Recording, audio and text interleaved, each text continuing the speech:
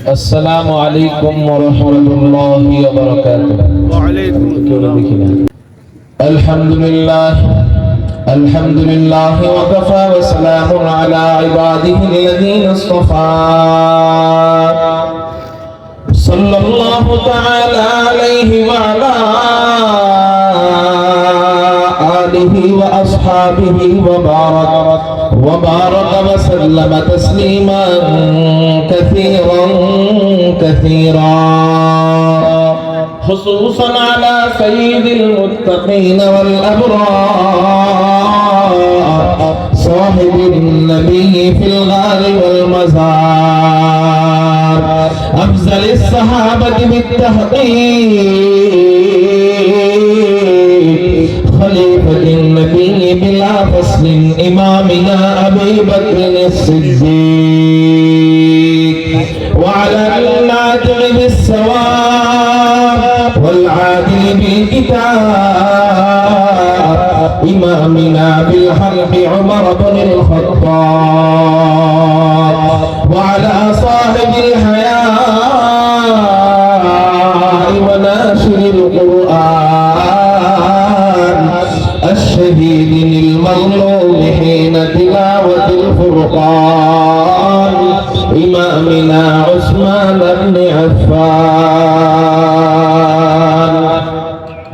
وعلى صاحب السيف والقضاء وناشر العلم والهدى أسد الله الغالب إمامنا علي بن أبي طالب رضي الله تعالى عنهم أجمعين أما بعد فأعوذ بالله من الشيطان الرجيم بسم الله الرحمن الرحيم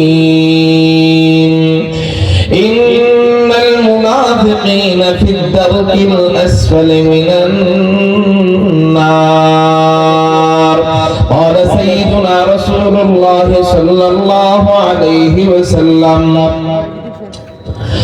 آية المنافق ثلاث إذا حدث كذبا وإذا وعد أخلفا وإذا اؤتمن خان أو كما قال عليه الصلاة والسلام صدق الله مولانا العظيم وصدق رسوله النبي الأمي الكريم ونحن على ذلك لمن الشاهدين والشاكرين والذاكرين والحمد لله رب العالمين সকলে মুহাম্মদের সাথে দরুদ ইব্রাহিম পড়ি আল্লাহুম্মা সাল্লি আলা মুহাম্মাদ ওয়া আলা আলি মুহাম্মাদ কামা সাল্লাইতা আলা إبراهيم وعلى آل إبراهيم إنك حميد مجيد اللهم بارك على محمد وعلى آل محمد كما باركت على إبراهيم وعلى آل إبراهيم إنك حميد مجيد مقصد هو اگر تربیت لال بدخشا مقصد ہو اگر تربیت لال بدخشا بے سود ہے پھٹکے ہوئے خورشید کا پرداؤ بے سود ہے پھٹکے ہوئے خورشید کا پرداؤ دنیا روایات کے بندوں میں گرفتار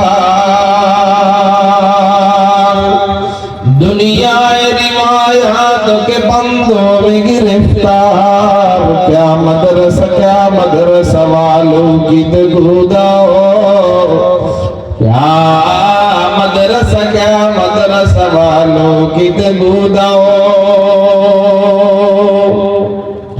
کر سکتے تھے جو اپنے زمانے کی امامات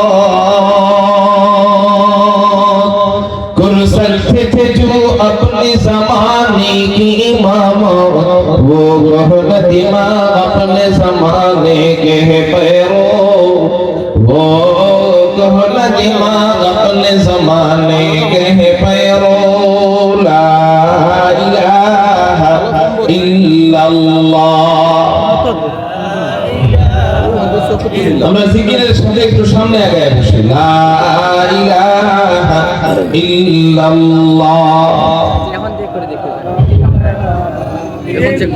আকাশ পাতাল প্রকম্পিত করে বলি লা ইলাহা ইল্লাল্লাহ, লা ইলাহা ইল্লাল্লাহ, লা ইলাহা ইল্লাল্লাহ, লা ইলাহা ইল্লাল্লাহ, লা ইলাহা ইল্লাল্লাহ।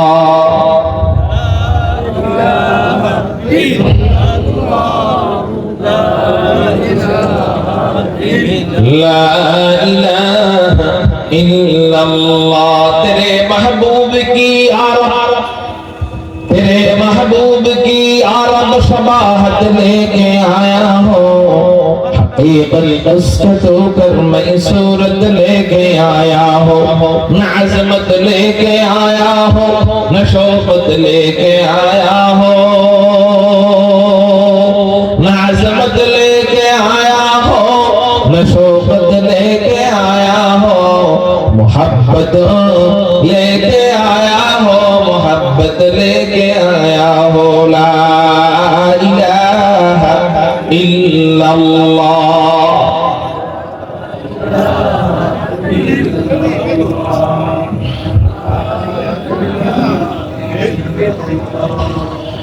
ला इलाहा इल्लल्लाह मुहम्मदुर रसूलुल्लाह सल्लल्लाहु अलैहि वसल्लम। अल्हम्दुलिल्लाह, अल्लाह जल्ल जलालुहु व अज़्ज़ा दरबारे लाख कोटी শুকরিয়া আদায় করি যে মহান রব্বে করিম আমাদেরকে খাদিমুল কুরআন পরিষদ সুজানগর আজিমগঞ্জ বড়লেখা মৌলভী বাজারের উদ্যোগে ঐতিহ্যবাহী 3 দিন ব্যাপী তাফসীরুল কুরআন মহাসম্মেলনের আজকে শেষ দিনে রব্বে কায়নাত রব্বে করিম আমাদেরকে আসার বসার তৌফিক দান করেছেন। সেই জন্য সবাই অন্তরের অন্তঃস্থল থেকে শুকরিয়া আদায় করি, আকাশ পাতাল প্রকম্পিত করে চিৎকার দিয়ে বলি আলহামদুলিল্লাহ। মুহতারাম হাজিরিন, আমি আপনাদেরকে আজকে মুনাফিকের পরিচয় এবং তাদের শাস্তি কি হবে এই বিষয়ে ইনশাআল্লাহ আলোচনা করব। আল্লাহ পাক রব্বুল আলামিন আমাদেরকে এর থেকে ফায়দা হাসিল করার তৌফিক দান করুক, বলি আমিন। মুনাফিক কাকে বলা হয়? মুনাফিক বলা হয় যার দিলের ভিতরে কুফরি, উপরে ইসলাম ইসলাম বলে। উপরে মুসলমান বুঝায়, দিলের ভিতরে কুফরি। এই হলো এক অর্থ। আরেক অর্থ হলো উপরে ইসলাম মুসলমান দাবি করে কিন্তু ভিতরে ভিতরে ইসলামের দুশমন।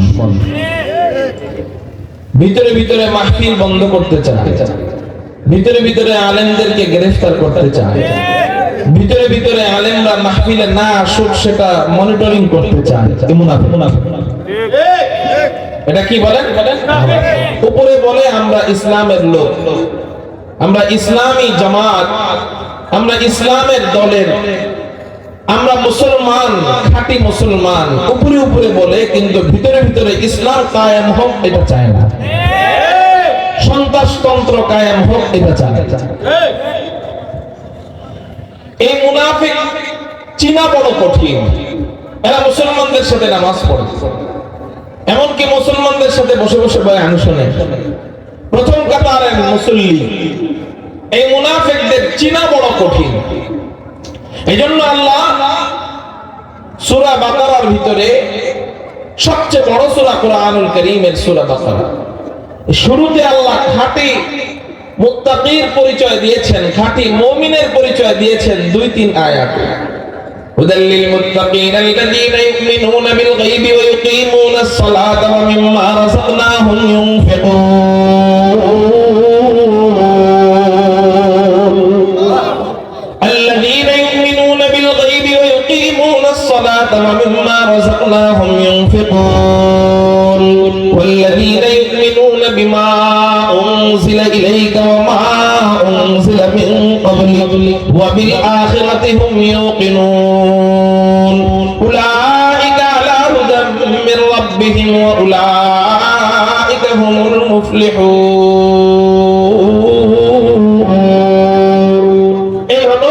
খাঁটি মুমিনের পরিচয় 2-3 আয়াতে শেষ এরপর ইন্নাল্লাযীনা কাফারু সাওয়াউন আলাইহিম আনযারতাহুম আম লাম তুনযিরহুম লা ইউমিনুন খাতামাল্লাহু আলা কুলুবিহিম ওয়া আলা সামঈহিম ওয়া আলা আবসারিহিম গিশাওয়া ওয়া লাহুম আযাবুন আলীম। এই 2 আয়াতে কাফেরের আলোচনা শেষ। খাঁটি মুমিনের পরিচয় 2 আয়াতে, 3 আয়াতে। খাঁটি কাফেরের পরিচয় 2-3 আয়াতে শেষ। কিন্তু মুনাফিকের পরিচয় দিয়েছে 13 আয়াতে। কয় আয়াতে? কাফেরের পরিচয় মাত্র 2 আয়াত, মুমিনের পরিচয় মাত্র 2 আয়াত, 3 আয়াত, 2-3 আয়াত। আর মুনাফিকের পরিচয় দিয়েছে 13 আয়াতে। কারণ কি? এরা বড় ডেঞ্জারাস, এদেরকে চেনা বড় কষ্ট। এরা মুসলমানদের সাথে থাকে মাগার ইসলামের দুশমনি করে। এরা তাহাজ্জুদ পড়ার বাহানা করে কিন্তু ইসলামের দুশমনি করে। এরা ভোটের আগে মাথার মধ্যে পট্টি লাগায় মাগার ইসলামের দুশমনি করে। এরা ইসলাম কায়েম করবে সমাজে এই জন্য স্লোগান দেয় মাগার ইসলামের দুশমনি করে। এরা নিজেদের নেতাদেরকে টাটকা বলি দাবি করে মাগার ইসলামের দুশমনি করে। এরা মুসলমান তাহাজ্জুদ গুজার দাবি করে কিন্তু আলেমদেরকে জেলের মধ্যে ঢুকায়। এরা ইসলামের দুশমন, এরাই হলো মুনাফিক। চিৎকার দিয়ে বলেন ঠিক না ঠিক? এই মুনাফিক চিনা বড় কঠিন। নবীজি হাদিসের মধ্যে মুনাফিক চিনার কিছু আলামত দিয়ে গেছে। একুরেট ভাবে বলে নাই এটাই মুনাফিক, কিছু আলামত বলে গিয়েছে। قال رسول الله صلى الله عليه وسلم হুজুর আকরাম সাল্লাল্লাহু আলাইহি ওয়াসাল্লাম বলেন, বুখারী শরীফের হাদিস, ইদা হাদাথা কাযাবা। প্রথমে নবীজি বলেন আয়াতুল মুনাফিকি সালাস। এই হাদিস থেকে নবীজি বলেন মুনাফিকের আলামত 3টা। চিৎকার দিয়ে বলেন কয়টা? আরেক হাদিসে আছে 4টা। আর অন্য আলাদা আলাদা হাদিস আছে একটা একটা করে, কিন্তু এই হাদিসের মধ্যে হলো 3টা। বুখারী শরীফের এই হাদিসে নবীজি বলেন আয়াতুল মুনাফিকি সালাস। মুনাফিকের আলামত 3টা। 1 নাম্বার আলামত ইদা হাদাথা কাযাবা। যখন সে কথা বলে তখন কথায় কথায় মিথ্যা কথা বলে। ওয়া ইদা ওয়াদা আখলাফা। যখন সে ওয়াদা দেয় তখন ওয়াদা খেলাফ করে। 3 নাম্বার ওয়াইদা তুমিনা খানা। যখন তার কাছে কোনো আমানত রাখা হয় আমানতের খেয়ানত করে। এই 3টা আলামত মুনাফিকের আলামত। জোরে বলেন কিসের আলামত? 1 নম্বর আলামত ইদা হাদাসা কাযাবা। যখন সে কথা বলবে তখন কথায় কথায় মিথ্যা কথা বলবে। মুহতারাম হাজিরিন, আমাদের সমাজে সবচেয়ে বড় ভাইরাস হলো আমরা আমাদের সমাজের মধ্যে মিথ্যা প্রচারণা করি, সবচেয়ে বেশি মিথ্যা কথা বলি। আমাদের সমাজে সবচেয়ে বেশি বড় মারাত্মক ভাবে ব্যাধিতে আক্রান্ত হয়ে গেছে মিথ্যা। এই মিথ্যা বলাটা কত বড় পাপ। নবীজি বলেন মিথ্যা বলাটা হলো মুনাফিকের আলামত। কথায় কথায় মিথ্যা বলি, বাবার কাছে মিথ্যা বলি, মায়ের কাছে মিথ্যা বলি, ভাইয়ের কাছে মিথ্যা বলি, বোনের কাছে মিথ্যা বলি, সন্তানদের কাছে মিথ্যা বলি, সবার কাছে মিথ্যা বলি, সমাজের জনগণের কাছে মিথ্যা বলি, দোকানদারের কাছে মিথ্যা বলি, ক্রেতার কাছে মিথ্যা বলি। মিথ্যা মিথ্যা মিথ্যা মিথ্যা। কিন্তু নবীজি বলেন না, মিথ্যা কথা বলা যাবে না, মিথ্যা বলা মহাপাপ। নবীজি হাদিসের মধ্যে বলেন মিরাজের রজনীতে যখন আল্লাহ পাক রব্বুল আলামিন নবীজিকে আল্লাহ তার কাছে নিয়ে যাচ্ছিলেন বিহারীর ঘর থেকে ঘুম থেকে জাগাইয়া জমজমের পাশে শুয়াইয়া বুকের থেকে নাভি পর্যন্ত ফাইরা ভিতর থেকে সবকিছু বের করে এরপর জমজমের পানি দিয়ে ধোয়াইয়া জান্নাত থেকে আনা রেশমি রুমাল দিয়ে ঢাকা ঈমান এবং হিকমতের অস্তিত্বের ভিতরে পুষ্কইরা হযরত জিবরাইল এমন করে ইশারা দিয়া সিনায় সিনায় চড়া লাগাইয়া বুরাকের পিঠে চড়াইয়া বাইতুল মুকদ্দাস নিয়া সমস্ত নবীদের সাথে সাক্ষাৎ করাইয়া সমস্ত নবীদের ইমাম বানাইয়া ইমামুল আম্বিয়া বানাইয়া সাত আসমান দেখাইয়া আট জান্নাত দেখাইয়া সাত জান্নাত দেখাইয়া ফেরেশতাদের নূরের সাগর দেখাইয়া বাইতুল মামুর মসজিদে নামাজ পড়াইয়া আল্লাহ পাক রব্বুল আলামিন নবীজিকে সিদরাতুল মুনতাহার গোড়ায় দিয়া রফরফে উঠাইয়া আল্লাহ নবীজিকে নিজের কাছে নিয়া নিজের পাশে বসাইয়া লম্বা সময় পর্যন্ত গল্প সল্প করে। আপনাদের সাউন্ড এত কমকে ভাই, আমার বয়ানের সময় আমিও চা খাওয়া পছন্দ করি না, অন্য কেউ চা খাবে এটাও পছন্দ করি না। বয়ানের সময় শুধু বয়ান চলবে, বলেন ইনশাআল্লাহ। প্রয়োজনে বক্তা খাইতে পারে আর গলা ভাঙার কারণে, কিন্তু আপনাদের হয়তো দরকার নাই। আলহামদুলিল্লাহ, খুব মনোযোগ দেন, খুব মনোযোগ দেন। মুনাফিকের পরিচয় দিচ্ছি। এক নম্বর মুনাফিকের আলামত, সে কথায় কথায় কি বলবে? জোরে বলেন, জোরে বলেন, কি বলবে? মিথ্যা বলবে। এই মিথ্যাবাদের শাস্তি কি? নবীজি হাদিসের মধ্যে বলেন, এই মেরাজের রাজনীতি যখন আমি আল্লাহর কাছে যাচ্ছিলাম, তখন আমি দেখতে পাইলাম এক জায়গায় জাহান্নামের ভিতরে আযাব হইতেছে। ভাই কিসের আযাব হইতেছে? একজন ব্যক্তি দাঁড়ানো, আরেকজন ব্যক্তি বসা। দাঁড়ানো ব্যক্তিটার হাতের মধ্যে একটা পেরেক, জোরে বলেন কি? এই পেরেকটা বসা ব্যক্তির চোয়ালের মধ্যে ঢুকানো হয়েছে। এখান দিয়ে যখন এই পেরেকটা ঢুকানো হয়, কাদের এই সাইড দিয়ে বের হয়ে যায়। আবার আরেকটা পেরেক এখান দিয়ে গাড়া হয়, কাদের এই সাইড থেকে বের হয়ে যায়।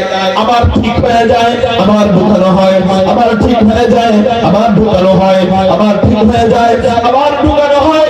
নবীজি হযরত জিবরাইলকে জিজ্ঞাসা করলেন, ভাই জিবরাইল, এই পেরেকটা যে গাড়া হচ্ছে, বারবার চোয়ালের মধ্যে ঢুকানো হচ্ছে, আবার কাঁধের মধ্যে থেকে বের হয়ে যাচ্ছে, আবার এই সাইড দিয়ে ঢুকায়, এই সাইড দিয়ে বের হয়, এই সাইড দিয়ে ঢুকায়, এই সাইড দিয়ে বের হয়, এমন শাস্তি কেন হয়?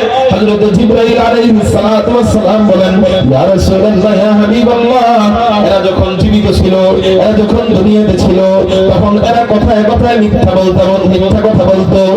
এদের জিহ্বাটাকে কন্ট্রোল করতো না, এদের জিহ্বাকে এরা হেফাজত করতো না, এদের জবানকে এরা হেফাজত করতো না। এদের জবানকে হেফাজত না করার কারণে, মিথ্যা কথা, মিথ্যা রটানোর কারণে, মিথ্যা তহমত মানুষের নামে দেওয়ার কারণে, মিথ্যা গীবত বলার কারণে, মিথ্যা কথা বইলা মানুষকে ফাঁসানোর কারণে, মিথ্যা কথা বইলা বক্তাদেরকে মাহফিলে আসার ক্ষেত্রে বাধা দেওয়ার কারণে, নবীজি বলেন যে এই মিথ্যা বলার কারণে আল্লাহ পাক রব্বুল আলামিন এই ব্যক্তিটাকে এমন শাস্তি দেয়। মিথ্যা কথা বলার কারণে এমন শাস্তি আল্লাহ দেয়। এইজন্য নবীজি বুখারী শরীফের অন্য হাদিসের মধ্যে বলেন, আনা রাসূলুল্লাহ সাল্লাল্লাহু আলাইহি ওয়াসাল্লাম, মান ইয়াযমাল্লি মা বাইনা লাহিয়াইহি ওয়া মা বাইনা রিজলাইহি আযমাল্লাহুল জান্নাহ। নবীজি হাদিসের মধ্যে বলেন, যে ব্যক্তি তার দুইটা জিনিসের জিম্মাদারি নিয়ে নিবে, আমি নবীজি তার জান্নাতে যাওয়ার জিম্মাদারি নিয়ে নিব। আর আস্তে কোন সুবহানাল্লাহ। নবীজি বলেন, যে ব্যক্তি দুইটা জিনিসের জিম্মাদারি নিয়ে নিবে, কয়টা জিনিসের বলেন? দুইটা জিনিসের জিম্মাদারি নিয়ে নিবে, আমি নবীজি তার জান্নাতে যাওয়ার জিম্মাদারি নিয়ে নিব। এই দুইটা জিনিস কি? নবীজি বলেন, মাইয়াযমাল্লি মা বাইনা লাহিয়াইহি ওয়া মা বাইনা রিজলাইহি আযমাল্লাহুল জান্নাহ। এক নাম্বার জিনিস হলো, যে ব্যক্তি তার দুই চোয়ালের মাঝখানের খালি জায়গাটাকে নিয়ন্ত্রণ করবে, অর্থাৎ যে ব্যক্তি তার জবানকে কন্ট্রোল করবে, জবান দ্বারা কখনো গীবত করবে না, জবান দ্বারা কখনো মিথ্যা কথা বলবে না, জবান দ্বারা কখনো তহমত দিবে না, জবান দ্বারা কখনো মিথ্যা সাক্ষী দিবে না।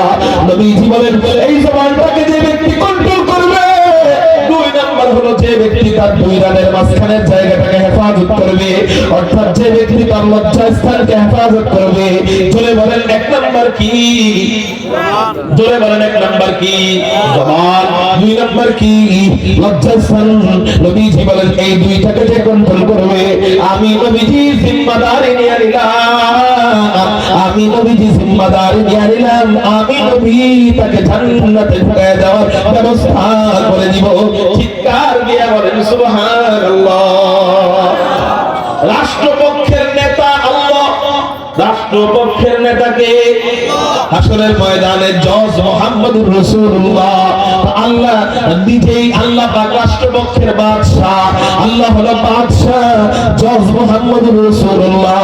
তো জজ যখন আপনার দায়িত্ব নিয়ে নিবে, জজ যখন আপনাকে বলবে তোর কোনো টেনশন নাই, তোর কোনো চিন্তা নাই, রাষ্ট্রপক্ষের নেতা আল্লাহ তোর বিরুদ্ধে, সমস্যা নাই, আমি নবীজি আল্লাহর কাছে তোর ব্যাপারে সুপারিশ করব, আমি নবীজি যখন সুপারিশ করব, আল্লাহ তোর বিরুদ্ধে করলেও আমার সুপারিশের বরকতে তোকে ফেলায় দেওয়া হবে না, আমার সুপারিশের বরকতে আল্লাহ জান্নাতে বাবু শাফাআহ নামক দরজা দিয়ে জান্নাতের ভিতরে ঢুকাবে।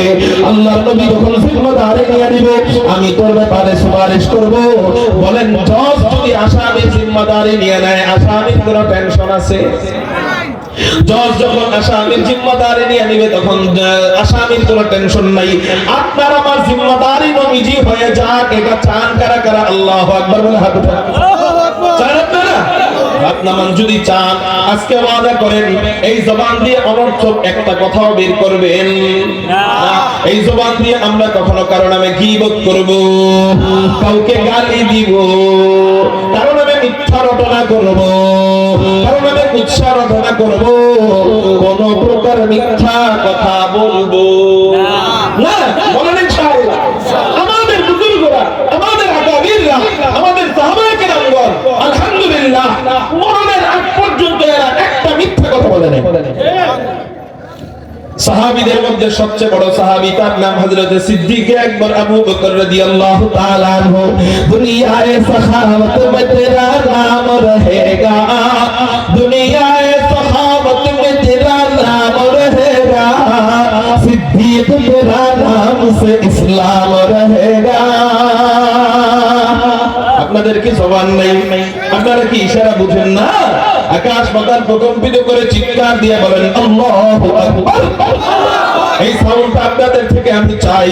আবু তো ইনশাআল্লাহ। দুনিয়ায়ে সখাওয়াত মে তেরা নাম রহেগা, দুনিয়ায়ে সখাওয়াত মে তেরা নাম রহেগা, সিদ্দিক তেরা নাম সে ইসলাম রহেগা, सिद्दीक तेरा नाम से इस्लाम रहेगा, दुनियाए अदालत में तेरा नाम रहेगा, दुनियाए अदालत में तेरा नाम रहेगा, उम्र तेरा नाम से इस्लाम रहेगा, उम्र तेरा नाम से इस्लाम रहेगा, दुनियाए शुजाअत में तेरा नाम रहेगा, दुनियाए शुजाअत में तेरा नाम रहेगा, उस्मान तेरा नाम से इस्लाम रहेगा, उस्मान तेरा नाम से इस्लाम रहेगा, दुनियाए मुसल्लत में तेरा नाम रहेगा, दुनियाए मुसल्लत में तेरा नाम रहेगा, अली तेरा नाम से इस्लाम रहेगा, अली तेरा नाम से इस्लाम रहेगा, दुनियाए मुवज्जिन में तेरा नाम रहेगा, दुनियाए मुवज्जिन में तेरा नाम रहेगा, बेलाल तेरा नाम से इस्लाम रहेगा, बेलाल तेरा नाम से इस्लाम रहेगा। नबी के सहाबीদের ব্যাপারে বলেন আসহাবি কান নুজুম ফাবিআইহিম ইকতাদাইতুম ইহতাদাইতুম।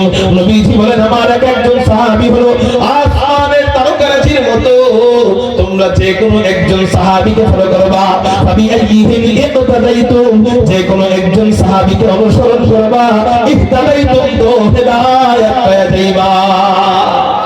নবীজি প্রত্যেকটা সাহাবীকে বললেন যে এদেরকে অনুসরণ করা যায়। কেন?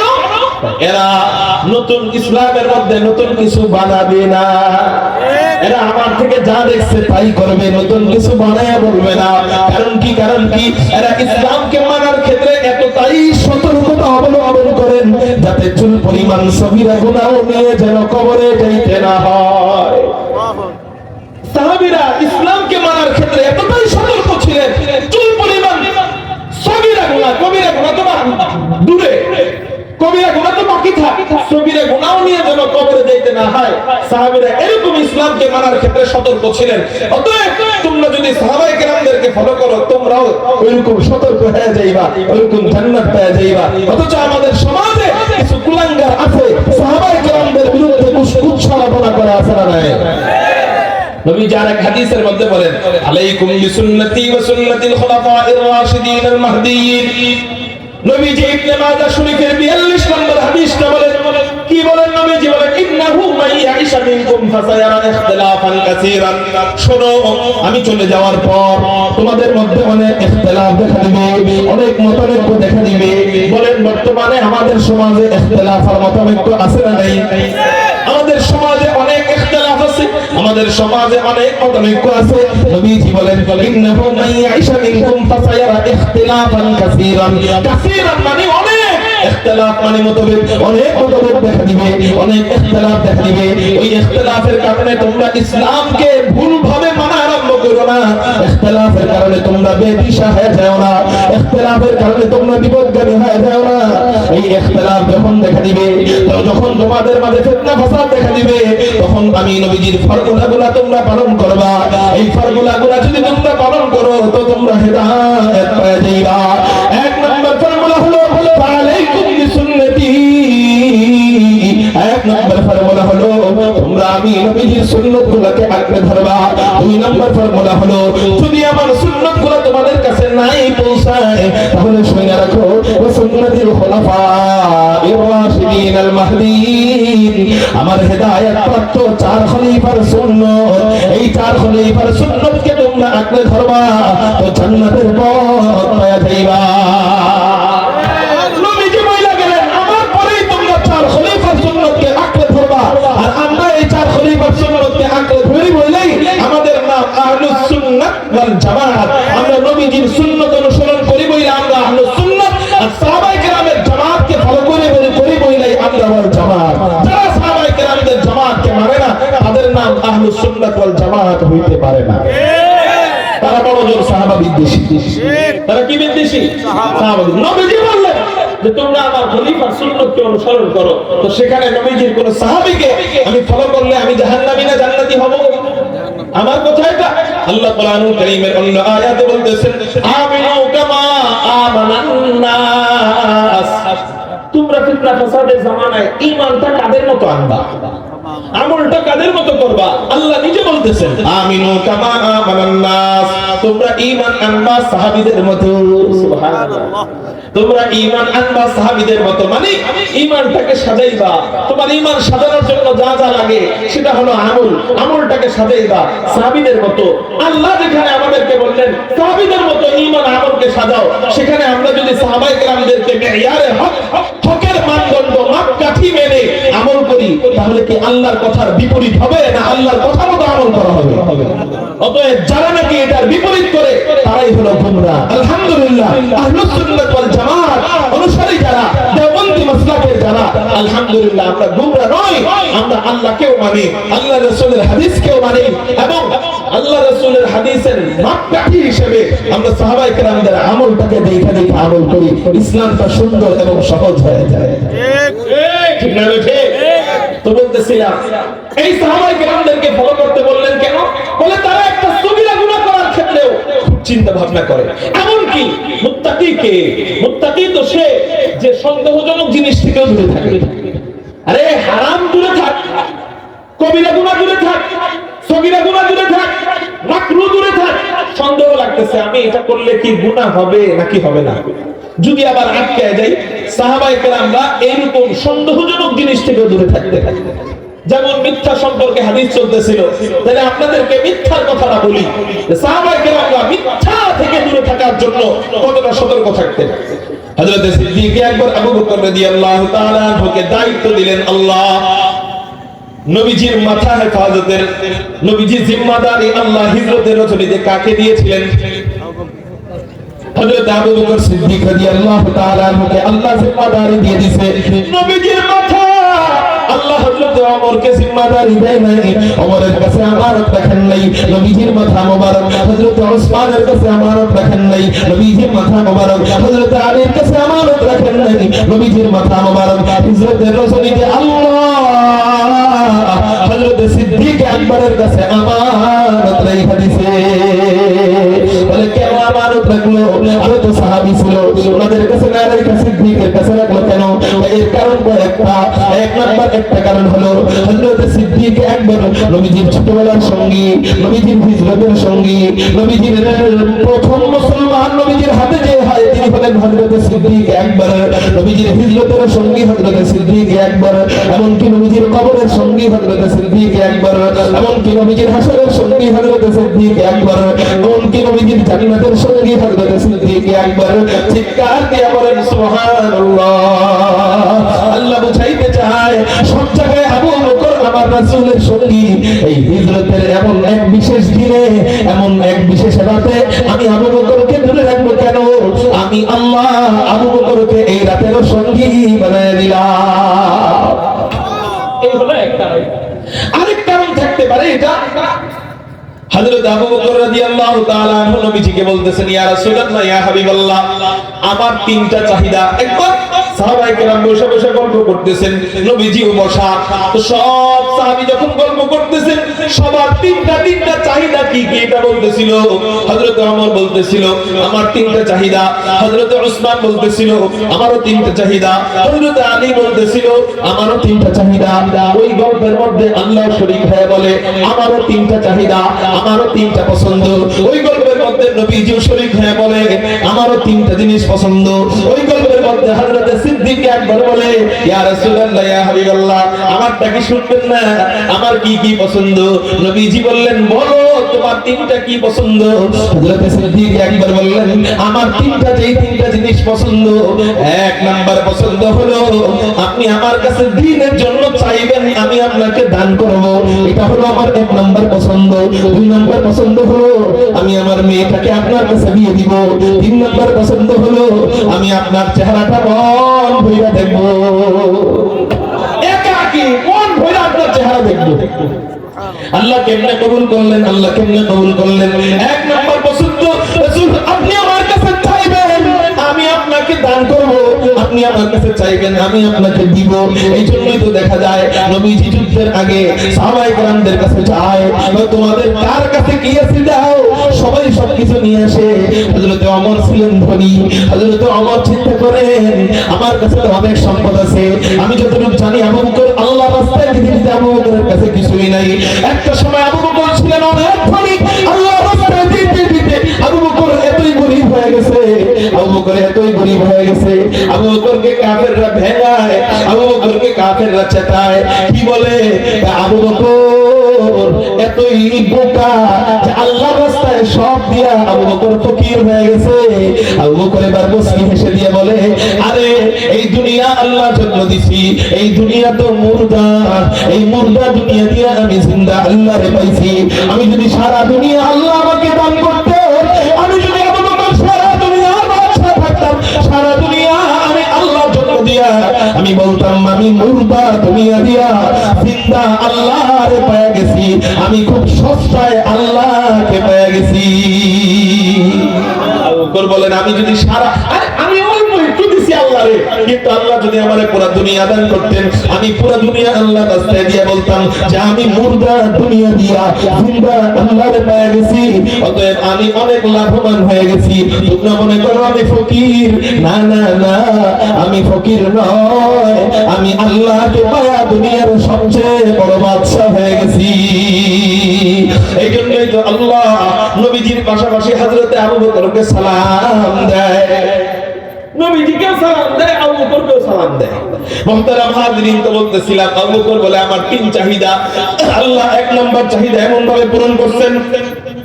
হযরত ওমর বলে সব সময় আবু বকর এক হয়, সব জায়গায় এক নাম্বার, আমি সব জায়গায় জায়গায় সেকেন্ড সেকেন্ড সেকেন্ড, আমি সব জায়গায় 2 নাম্বার, আমি সব জায়গায় 2 নাম্বার, আমি সব জায়গায় 2 নাম্বার, আবু বকর সব জায়গায় 1 নাম্বার, আবু বকর সব জায়গায় 1 নাম্বার। আজকে আমি জানি নবীজি সবার কাছে মালামাল চাইছেন, জিহাদের ময়দানে যাবেন এই জন্য সবপত্র চাইছে। আমি জানি আবু বকরের ঘরের মধ্যে কিছুই নাই, অতএব আমার সম্পত্তি বেশি, আমি আমার সমস্ত সম্পত্তিকে 2 ভাগ কইরা ওই অর্ধেক নবীজিকে দিয়ে দিব, আমি এবার 1 হয়ে যাব। আবু বকরের ঘরের মধ্যে 1 মুষ্টি আটা ছাড়া কিছুই নাই, আবু বকর 2 হয়ে যাবে, আমি 1 হব, আবু বকর কি হবে? 2 হবে। অনেক খুশি মনে মনে হযরত ওমর রাদিয়াল্লাহু তাআলা আনহু, আমি 1 হব আজকে, আবু বকর 2 হবে। বিশাল বড় বড় উট বোঝাই করে সম্পত্তি নিয়ে নবীজির দরবারে হাজির করে। সবাই যখন সম্পত্তি দেয়, সিদ্দিক একবার দিতে লজ্জা পায়। নবীজি বলে, ও আবু বকর তোমার ঘরে কি কিছুই নাই? হ্যাঁ আছে। এই যে কি আনছো আমার জন্য? আবু বকর রাদিয়াল্লাহু তাআলা আনহু একটা থলি উঁচা করে বলেন, এই যে আপনার জন্য নিয়ে আসছি। নবীজি থলি খুলে দেখে কি সুই পাওয়া যায়, খেজুরের সুই, খেজুর গাছের সুই পাওয়া যায়, সুতা পাওয়া যায়, অল্প একটু ময়দা পাওয়া যায়, আরো কিছু 2 আসবাবপত্র, ছোট ছোট আসবাবপত্র পাওয়া যায়। আবু বকরকে নবীজি বললেন, আবু বকর এই সুই সুতা কেন? রাসূলুল্লাহ আমার ঘরের মধ্যে কিছুই নাই, আমি বেড়া হাতায়া হাতায়া দেখছি বেড়ার সাথে কিছু লাগানো আছে কিনা, আমি দেখছি লাগানো খেজুরের সুই, আমি দেখছি লাগানো সুতা, যদি জিহাদের ময়দানে এই 2টা কাউকে অপারেশন করার জন্য কাজে লেগে যায়, তাহলে তো আমি আবু বকরের এই সুতা কাজে লেগে যাবে, এই জন্য নিয়ে আসলাম। শুধু তাই না, আমি ঘরের মধ্যে অল্প একটু ময়দা ছিল, এই ময়দাটুকু আপনার জন্য নিয়ে আসছি, আর কিছু আমার ঘরে নাই। নবীজি বললেন, আসলেই কি আর কিছু নাই? বাহ্যিক দৃষ্টিতে আর কিছু নাই, তবে আমার ঘরের ভিতরে আমি আল্লাহ এবং তার রাসূলকে রেখে আসছি। এই জন্যই তো কবি বলেন, দুনিয়ায় সাখাওয়াত মে তেরা নাম রহেগা, দুনিয়ায় সাখাওয়াত মে তেরা নাম রহেগা, সিদ্দীক তেরা নাম সে ইসলাম রহেগা, সিদ্দীক তেরা নাম সে ইসলাম রহেগা। কারো জবান যেন বন্ধ থাকে না, চিৎকার দিয়ে বলি না আল্লাহু আকবার। এই হলো আল্লাহ 1 নাম্বার। ওই যে একটু সামনে আসো ভাই, একটু সামনে আসো। নবীজি এই যে আবু বকর সিদ্দিক এতটুকু দিছে, ওমর তো তাকায় রইছে যে এবার আমি 1, এবার আমি। আল্লাহ নবীজিকে জানায় যায়, ও আমার রাসূল, আজকেও আমি আল্লাহ আবু বকরকে 1 নাম্বার বানায় দিলাম। চিৎকার দিয়ে বলেন সুবহানাল্লাহ। কেন 1 বানাইলেন? আল্লাহ বইলা দেয়, আমার কাছে 1 হওয়ার জন্য বেশি সম্পত্তির দরকার হয় না, আমার কাছে 1 হওয়ার জন্য দিন দরকার হয়। রিচ খাহি বাসু লেকিন আন্দুকে দিওয়ানা বাস, রিচ খাহি বাসু লেকিন আন্দুকে দিওয়ানা বাস, বা মুহাম্মদ হুসে বাসু বা খুদা দিওয়ানা বাস। আমার কাছে 1 হওয়ার জন্য ইশক দরকার হয়, দিল দরকার হয়। উলাইকাল্লাযীনা ইমতাহানাল্লাহু কুলুবাহুম লিত-তাকওয়া লাহুম মাগফিরা। আমি আল্লাহ অন্তরের পরীক্ষা নেই, অন্তরের পরীক্ষায় আজকে আবু বকর পাস। ওমর আবু বকরের সাথে জিততে চাইছিল কিন্তু পারল না। চিৎকার দিয়ে বলেন সুবহানাল্লাহ। এজন্য আল্লাহ রাস্তা কখনো দান করলে লোক দেখানোর জন্য করব না, আল্লাহকে খুশি করার জন্য করব। কম হইলো তাকে খুশি করার জন্য, বেশি হইলো তাকে খুশি করার জন্য। এই গেল আবু বকরের 1 নাম্বার চাহিদা। আল্লাহ এই চাহিদা পূরণ করলেন, দেয় অল্প কিন্তু কবুল করে নেয় আল্লাহ। আবু বকর বলেন, রাসূল আমার 2 নাম্বার চাহিদা হলো আপনার কাছে আমি আমার মেয়ে বিয়ে দিব। আল্লাহ আবু বকর তোমার 2 নাম্বার চাহিদাটা আমি আল্লাহ এমন ভাবে কবুল করে নিলাম যে আমার রাসূল 11টা বিয়ে করছে অথবা করবে, সবার ঘটক হয় অন্য কেউ। খাদিজার ঘটক আমি আল্লাহ হই নাই, জয়নবের ঘটক আমি আল্লাহ হই নাই, এরকম করে আরো তোমার স্ত্রীদের ঘটক আমি আল্লাহ হই নাই। আবু বকরের মাইয়া আয়েশার ঘটক আমি আল্লাহ নিজে হয়ে গেলাম। আল্লাহ প্রস্তাব দেয়, ও রাসূল তুমি আবু বকরের মেয়ে আয়েশাকে বিয়ে করবে কিনা? নবীজি বলেন, আল্লাহ আপনি যেখানে প্রস্তাব দেন সেখানে তো এটা আমার জন্য কোনোভাবেই ফালানোর কথা নয়। আমিও খুশি, আপনি যেটার উপর খুশি আমিও সেটার উপর খুশি। আমি আবু বকরের মেয়ে আয়েশাকে বিয়ে করতে রাজি হয়ে গেলাম। এজন্যই নবীজি হযরতে আম্মা জানা আয়েশা রাদিয়াল্লাহু তাআলা আনহাকে অন্যান্য স্ত্রীদের মধ্যে সবচেয়ে বেশি মহব্বত করতেন। সুবহানাল্লাহ। আবু বকরের কয়টা চাহিদা বলেন না? তিনটা চাহিদা। প্রথম চাহিদা আল্লাহ কবুল করে, দ্বিতীয় চাহিদা আল্লাহ নিজে ঘটক হয়ে যায়, তৃতীয় চাহিদা রাসূল আপনাকে আমি মন ভরে দেখবো। আল্লাহ কয় মন ভরে দেখবা। দুনিয়াতে যখন আমার রাসূল ব্যস্ত থাকে তখন তো মন ভরে দেখার সময় নাই, তালিমের কাজে ব্যস্ত থাকে তো মন ভরে দেখার সময় নাই, ইতলু আলাইহিম তিলাওয়াতের কাজে ব্যস্ত থাকে তো মন ভরে দেখার সময় নাই, ওয়াল্লিমুহুমুল কিতাব কিতাবে ইলম শিক্ষা দেওয়ার কাজে ব্যস্ত থাকে তো মন ভরে দেখার সময় নাই, ওয়ায়ুযাক্কিহিম আত্মশুদ্ধির কাজে ব্যস্ত থাকে মন ভরে দেখার সময় নাই, ওয়াল হিকমা হিকমত শিখানোর কাজে ব্যস্ত থাকে মন ভরে দেখার সময় নাই। আবু বকর আমি আমার রাসূলের হিজরতের সফর সঙ্গী তোমাকে বানায় দিলাম। আমার রাসূল তোমার মাথার উপর যখন হেরা গুহার ভিতরে ঘুমাবে, ওই গুহার নাম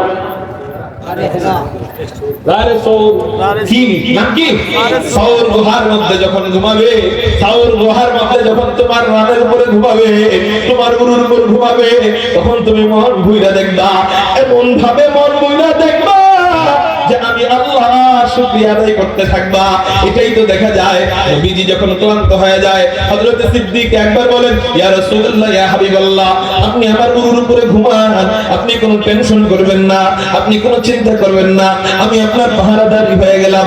নবীজি গুরুর উপরে ঘুমায়, এরপর মন ভুইরা চেহারা দেখে সন্ধ্যা যখন হয় হযরত সিদ্দিক একবার ওই গুহার মুখ দিয়ে মাথাটা বের কইরা একবার চাঁদের দিক তাকায়, আর একবার নবীজির চেহারার দিক তাকায়, আর একবার চাঁদের দিকে তাকায়, আর একবার নবীজির চেহারার দিকে তাকায়। আবু বকর বলেন আমি নির্ণয় করতেছিলাম চাঁদ পূর্ণিমার চাঁদ বেশি সুন্দর, আমার রাসূলের চেহারা বেশি সুন্দর।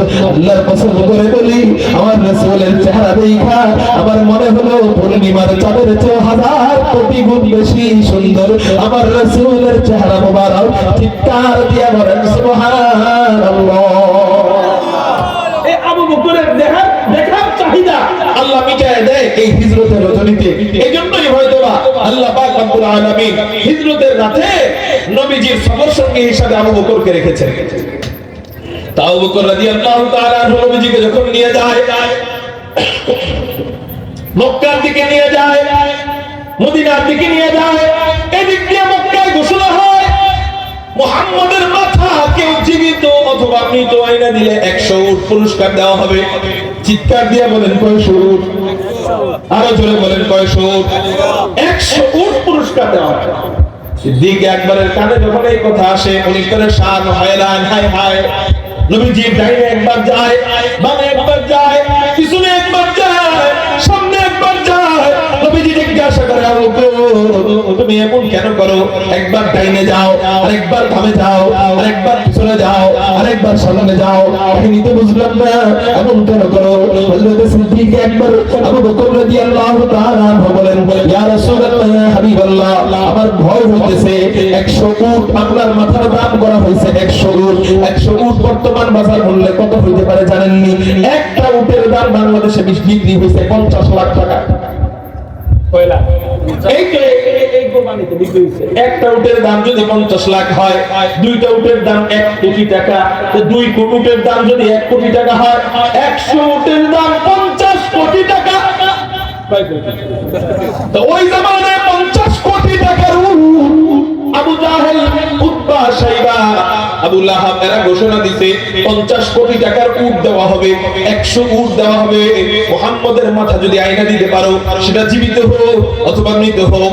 এই অবস্থায় সিদ্দিক একবার করে সাত হয়রান, ডাইনে একবার যায়, অস্থির হয়ে বামে একবার যায়, অস্থির হয়ে সামনে একবার যায়, অস্থির হয়ে পিছনে একবার যায়। নবীজি বলে আবু বকর তুমি এমন কেন করো?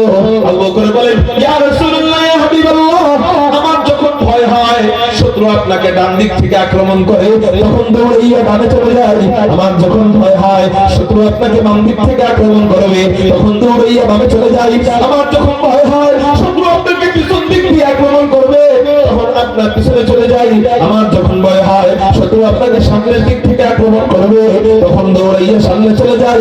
অস্থির অস্থির অস্থির এই মুহূর্তে একজন ব্যক্তি মক্কার এক কাফের আবু বকরের সাথে সাক্ষাৎ। এই অস্থিরতার মাঝে আবু বকরের সাথে মক্কার এক কাফেরের সাক্ষাৎ। খেয়াল করে ওই কাফের আয়েশা আবু বকরকে চিনে, মাগার নবীজিকে চিনে না। চিনে কাকে? কিন্তু নবীজিকে চিনে না। 100 উটের পুরস্কারের ঘোষণা শুনি না, যারা নবীজিকে চিনতো অথবা চিনতো না সবাই খোঁজা আরম্ভ করছে। এর মধ্যে এই ব্যক্তি একজন যে নাকি 100 উটের লোভে নবীজিকে খোঁজ করতে আসছে। আয়েশা আবু বকরকে চিনে কিন্তু নবীজিকে চিনে না। আবু বকরকে দেখে ওই ব্যক্তি বলল, আবু বকর কই যাও? তার সামনে যাই। তোমার সাথে এই ব্যক্তিকে, হাতের মধ্যে তরবারি অস্ত্র শস্ত্র নিয়ে আসছে। যখনই জানবে এই ব্যক্তিটা মুহাম্মদ, সাথে সাথে হত্যা করবে। সাথে সাথে কি করবে? হত্যা করবে। আবু বকরকে বলে, আবু বকর তোমাদের সাথে, তোমার সাথে এই ব্যক্তিটা কে? এই অবস্থায় সিদ্দিক আকবরের জন্য বড় জরুরি কি? সত্য বলা না নবীজিকে বাঁচানো? বড় জরুরি কোনটা? আমি আপনি হইলে কি করতাম? বলে মিথ্যা বইলা পরে তোবা করে নিতাম, যে আল্লাহ মিথ্যা হয়ে গেছে, কিন্তু নবীজিকে আগে বাঁচাই। আর ফতোয়া হলো নবীজিকে বাঁচানোর জন্য মিথ্যা বলাও জায়েজ আছে। নবীজিকে বাঁচানোর জন্য মিথ্যা বলাও কি আছে? জায়েজ আছে। কিন্তু ওই যে সাহাবীদের মনমেজাজ, তাকওয়া ওয়ালা জিন্দেগি সন্দেহজনক জিনিস থেকেও জায়েজ, জায়েজ একটা হলো জায়েজ, আর একটা হলো ফতোয়া, আর একটা হলো তাকওয়া। ভিতরে হলো তাকওয়া, তাদের ফতোয়ার উপরে তারা চলেন। ফতোয়ার চেয়ে দামি জিনিস তাকওয়া। হযরত ইমাম আযম আবু হানিফা রাহমাতুল্লাহি আলাইহি পায়ের মধ্যে একটু কাটা ছিটে গেছে। নিয়ম হলো নাপাক পানি যদি 1 পয়সা পরিমাণ লাগে তাইলে ওই জায়গা ধুইলেই কি হয়ে যায়? পবিত্র হয়ে যায়। কিন্তু উনি করছে কি? গোসল করে আসছে। তো ওনার খাদেম জিজ্ঞাসা করছে, হযরত আপনি ফতোয়া দিলেন যে পায়ে যদি 1 পয়সা পরিমাণ নাপাকি লাগে, কাপড়ে বা শরীরে যদি 1 পয়সা পরিমাণ নাপাকি লাগে তাহলে নাপাক হবে, এর উপরে লাগলে নাপাক হবে, এর চেয়ে কম হলে নাপাক হবে না। আপনি যে গোসল করে আসলেন, হুজুর বললেন বাবা ওইটা যেটা বলছি সেটা হলো ফতোয়া, আর আমি যে গোসল করছি এটা হলো আমার তাকওয়া। সুবহানাল্লাহ, এটা আমার তাকওয়া। তাকওয়ার চূড়ান্ত পর্যায়ে গেলে সিদ্দিক আকবর ওই অবস্থায় মিথ্যা বললে নবীজি বাইচা যায়, সত্য বললে নবীজি ধরা। কেমন একটা কাঠগড়ায় দাঁড়ানো। সত্য বললে নবীজি, বলেন না, সত্য বললে নবীজি ধরা, মিথ্যা বললে নবীজি বেঁচে যায়। কিন্তু সিদ্দিক আকবর চিন্তা করলেন, আমি যদি মিথ্যা বলি, যদি এই মিথ্যার কারণে আল্লাহর কাছে আটকে যাই, আবার সত্য বললে আমার রাসূলকে ধরে ফেলবে, এখন কি করব? ইউতিল হিকমাতা মান ইয়াশা ওয়া মান ইউতিল হিকমাতা ফাকাদ উতিয়া খায়রান কাসীরা। আল্লাহ যাকে ইচ্ছা তাকে হিকমত দান করেন, আল্লাহ সবাইকে হিকমত দেয় না। ইয়াসিন ওয়াল কুরআনিল হাকীম, আল্লাহ বলেন কুরআন হলো হিকমত ওয়ালা। এই কুরআন যারা পড়ে আল্লাহ তাদেরকে হিকমত ওয়ালা বানায় দেয়। এই কুরআন যারা পড়ায় আল্লাহ তাদেরকে হিকমত ওয়ালা বানায় দেয়। এই কুরআন মতো যারা চলে আল্লাহ তাদেরকে হিকমত ওয়ালা বানায় দেয়। হযরত সিদ্দিক আকবর চিন্তা করলেন, সত্য বললে নবীজিকে মারবে, মিথ্যা বললে আল্লাহর আদালতে ধরা খেয়ে যাব, কি করা যায়, কি করা যায়? মাঝখান দিয়ে উনি হিকমত বের করলেন। উনি বলতেছে, ভাই এই ব্যক্তিটা আমাকে রিসিভ করার জন্য আসছে, এই ব্যক্তিটা আমার রাহবার, আমার রাস্তা দেখাইতেছে। রাস্তা কোন সুবহানাল্লাহ, এই ব্যক্তিটা আমার কি? তো নবীজি দুনিয়াতে আমাদেরকে রিসিভ করার জন্যই তো আসছে। কোন জায়গায় রিসিভ করার জন্য? জাহান্নামে রিসিভ নাকি জান্নাতের রিসিভ? নবীজি আমাদের জাহান্নামের রাহবার না জান্নাতের রাহবার? আসলে তো রাহবার। কিন্তু ওই ফকিরদের মাথা কেউ এরকম নাকি, ওই ছাগলদের মাথা কেউ এরকম নাকি, যে ওরা হিকমতের মার্কেজ বুঝবে? ওরা মনে করছে মনে হয় আবু বকর রাস্তা চিনে না, এই জন্য আবু বকরকে রাস্তা দেখাইতেছে। একটু চিৎকার দিয়ে বলেন সুবহানাল্লাহ। এই কঠিন পরিস্থিতির মধ্যে সিদ্দিক আকবর মিথ্যা কথা বলেন নাই। এই কঠিন অবস্থায়ও একটা মিথ্যা বলেন নাই, যেখানে নবীজির জীবন মরণের প্রশ্ন। নবীজির কিসের প্রশ্ন? জীবন মরণের প্রশ্ন। সেখানে মিথ্যা বলে নাই। সেখানে আমার জীবন মরণের প্রশ্ন থাকে না, আমার 1 টাকা 2 টাকা লাভের জন্য আমি মিথ্যা কথা বলি। কিনা হয়েছে ব্যবসায়ীর মাল 100 টাকা দিয়ে, আমরা একটু লাভ করার জন্য বলি ভাই আমার কিনা গেছে 150 টাকা। মিথ্যা কথা বলে কি বলে না? এই জন্য ভাই মিথ্যা বন্ধ। বলেন শুধু সাহাবীদের ক্ষেত্রেই না, আমাদের আকাবির ছিলেন দারুল উলুম দেওবন্দ মাদ্রাসার প্রথম মুহতামিম কাসিমুল খায়রাত ওয়াল উলুম কাসিম নানুতুবি রাহমাতুল্লাহি আলাইহি। কাসিম সানি ফাউর জিল্লে ওলিউল্লাহ তা, কাসিম সানি ফাউর জিল্লে ওলিউল্লাহ তা, वो खुदा के सरजमी में हुज्जत इस्लाम था, वो खुदा के सरजमी में हुज्जत इस्लाम था। 1857 সালে শামিলের যুদ্ধের পর তিন মুরব্বির ব্যাপারে গ্রেফতারের পরোয়ানা জারি হয়েছে। ওই তিন মুরব্বি কারা? এক নাম্বার হযরত হাজী ইমদাদুল্লাহ মুহাজির মক্কি রাহমাতুল্লাহি আলাইহি, দুই নাম্বার হযরত কাসিমুল খায়রাত ওয়াল উলুম কাসিম নানুতুবি রাহমাতুল্লাহি আলাইহি, তিন নাম্বার ইমাম রব্বানি হযরত রশিদ আহমদ গঙ্গোহী রাহমাতুল্লাহি আলাইহি। হযরত কাসিম নানুতুবিকে গ্রেফতার করার জন্য ইংরেজের গোয়েন্দা বাহিনীরা যখন দারুল উলুম দেওবন্দ এলাকায় গেল, দারুল উলুম দেওবন্দ মাদ্রাসায় গেল, ওই সময় দারুল উলুম দেওবন্দ মাদ্রাসার ভবন ছিল না। ওই সময় দারুল উলুম দেওবন্দ মাদ্রাসার পাশে একটা মসজিদ আছে, ওই মসজিদের নাম হলো সাত্তা মসজিদ। কি মসজিদ? ওই সাত্তা মসজিদ দারুল উলুম দেওবন্দের সাত্তা মসজিদ। হযরত কাসিম নানুতুবি রাহমাতুল্লাহি আলাইহি ঝাড়ু দিতেছিলেন, ঝাড়ু। এমন মুহূর্তে ইংরেজের গোয়েন্দা বাহিনী ওখানে উপস্থিত। আয়েশা কাসিম নানুতুবিকে বলে, এ মিয়া, মৌলভী কাসিম কাহা? মৌলভী কাসিম কোথায়? কারে জিজ্ঞাসা করে? কাসিম নানুতুবি কে বলতেছে মৌলভী কাসিম কোথায়? হযরত কাসিম নানুতুবি মনে মনে চিন্তা করে, হ্যাঁ আমি তো ধরাতে দেখাই গেলাম মনে হয় জেলখানায় ওরা নিলে। আরে আমাকে তো হাসিনা জেলখানায় নিয়ে তার 2 বছর পরে ছাইরা দিছে, কিন্তু ওরা যখন আলেমদেরকে জেলখানায় নিত উলঙ্গ করে পিটাইতো। হযরত শাইখুল হিন্দ মাহমুদুর হাসান দেওবন্দি রাহমাতুল্লাহি আলাইহিকে জেলখানার মধ্যে যখন নেওয়া হয়, আল্লাহর রাসূল কুতবে আলম হযরত সৈয়দ হুসাইন আহমদ মাদানী রাহমাতুল্লাহি আলাইহি ওনার কিতাবের মধ্যে লেখেন, প্রত্যেকদিন ইশারার নামাজের পর হযরত শাইখুল হিন্দ মাহমুদুর হাসান দেওবন্দিকে ব্রিটিশরা একটা গোডাউনের মধ্যে নিত। গোডাউনের মধ্যে নিয়ে রড গরম কইরা এই রড লাল বানায়া হযরত শাইখুল হিন্দের কবরের মধ্যে সেকা দিত আর বলতো, আমাদের পক্ষে ফতোয়া দে, আমাদের বিরুদ্ধে ফতোয়াটা উদ্ধ করে দে। শাইখুল হিন্দ মাহমুদুর হাসান দেওবন্দি রাহমাতুল্লাহি আলাইহি বলতো, আরে এই এতটুকু সেকা দিয়া তোরা আমার ঈমানকে কেড়ে নিতে চাস? শুনারা আমাদের দিলের ভিতরে তো মুনাফিকি আলামত নাই। আমার উলামায়ে দেওবন্দের দিলের ভিতরে তো মুনাফিকি স্বভাব নাই।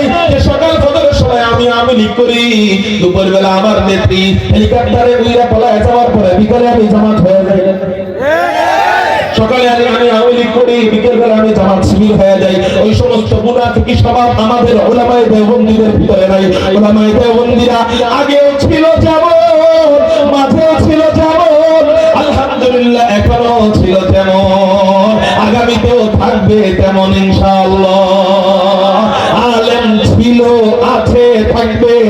আলেমদের সাথে যারা এই দুশমনি করেছে তারা যেমন হাসিনার মতো থাকে নাই, এখনো যারা আলেমদের সাথে, মাহফিলের সাথে, কোরআনের তাফসীরের সাথে, উলামায়ে কিরামদের সাথে এখনো যারা ইসলামের নাম দিয়ে দুশমনি করে, আগামীতেও হাসিনাদের মতো এরা থাকবে না।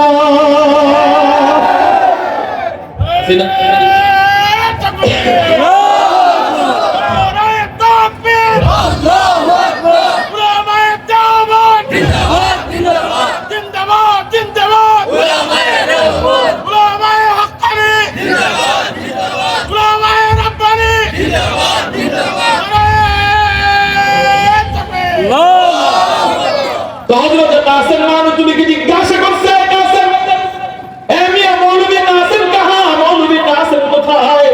হযরত কাসিম নানুতুবি চিন্তা করে, আমি যদি সত্য বলি, কারণ আমরা আহলুস সুন্নাত ওয়াল জামাত, সাহাবায়ে কেরামের জামাতের ফলোয়ার, তারা বিপদের মুহূর্তেও মিথ্যা বলে নাই, আমরাও মিথ্যা বলবো না।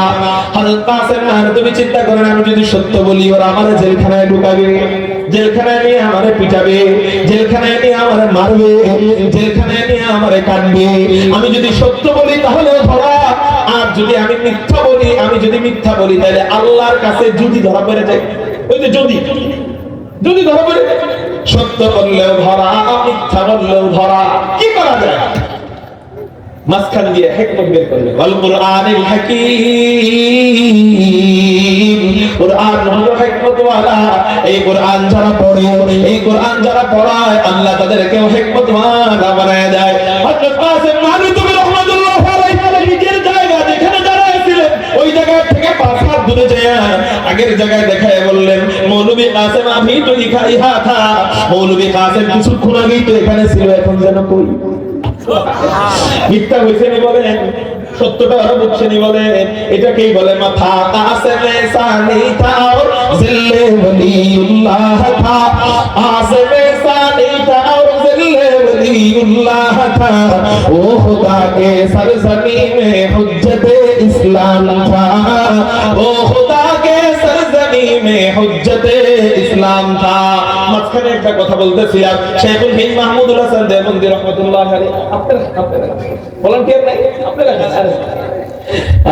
মুরব্বী, আপনারা আমাকে বাতাস দেন। আপনাদের কি সম্মান জানেন? হাদিসে একটা মনে পড়ে যায় বুড়াদের সম্মান।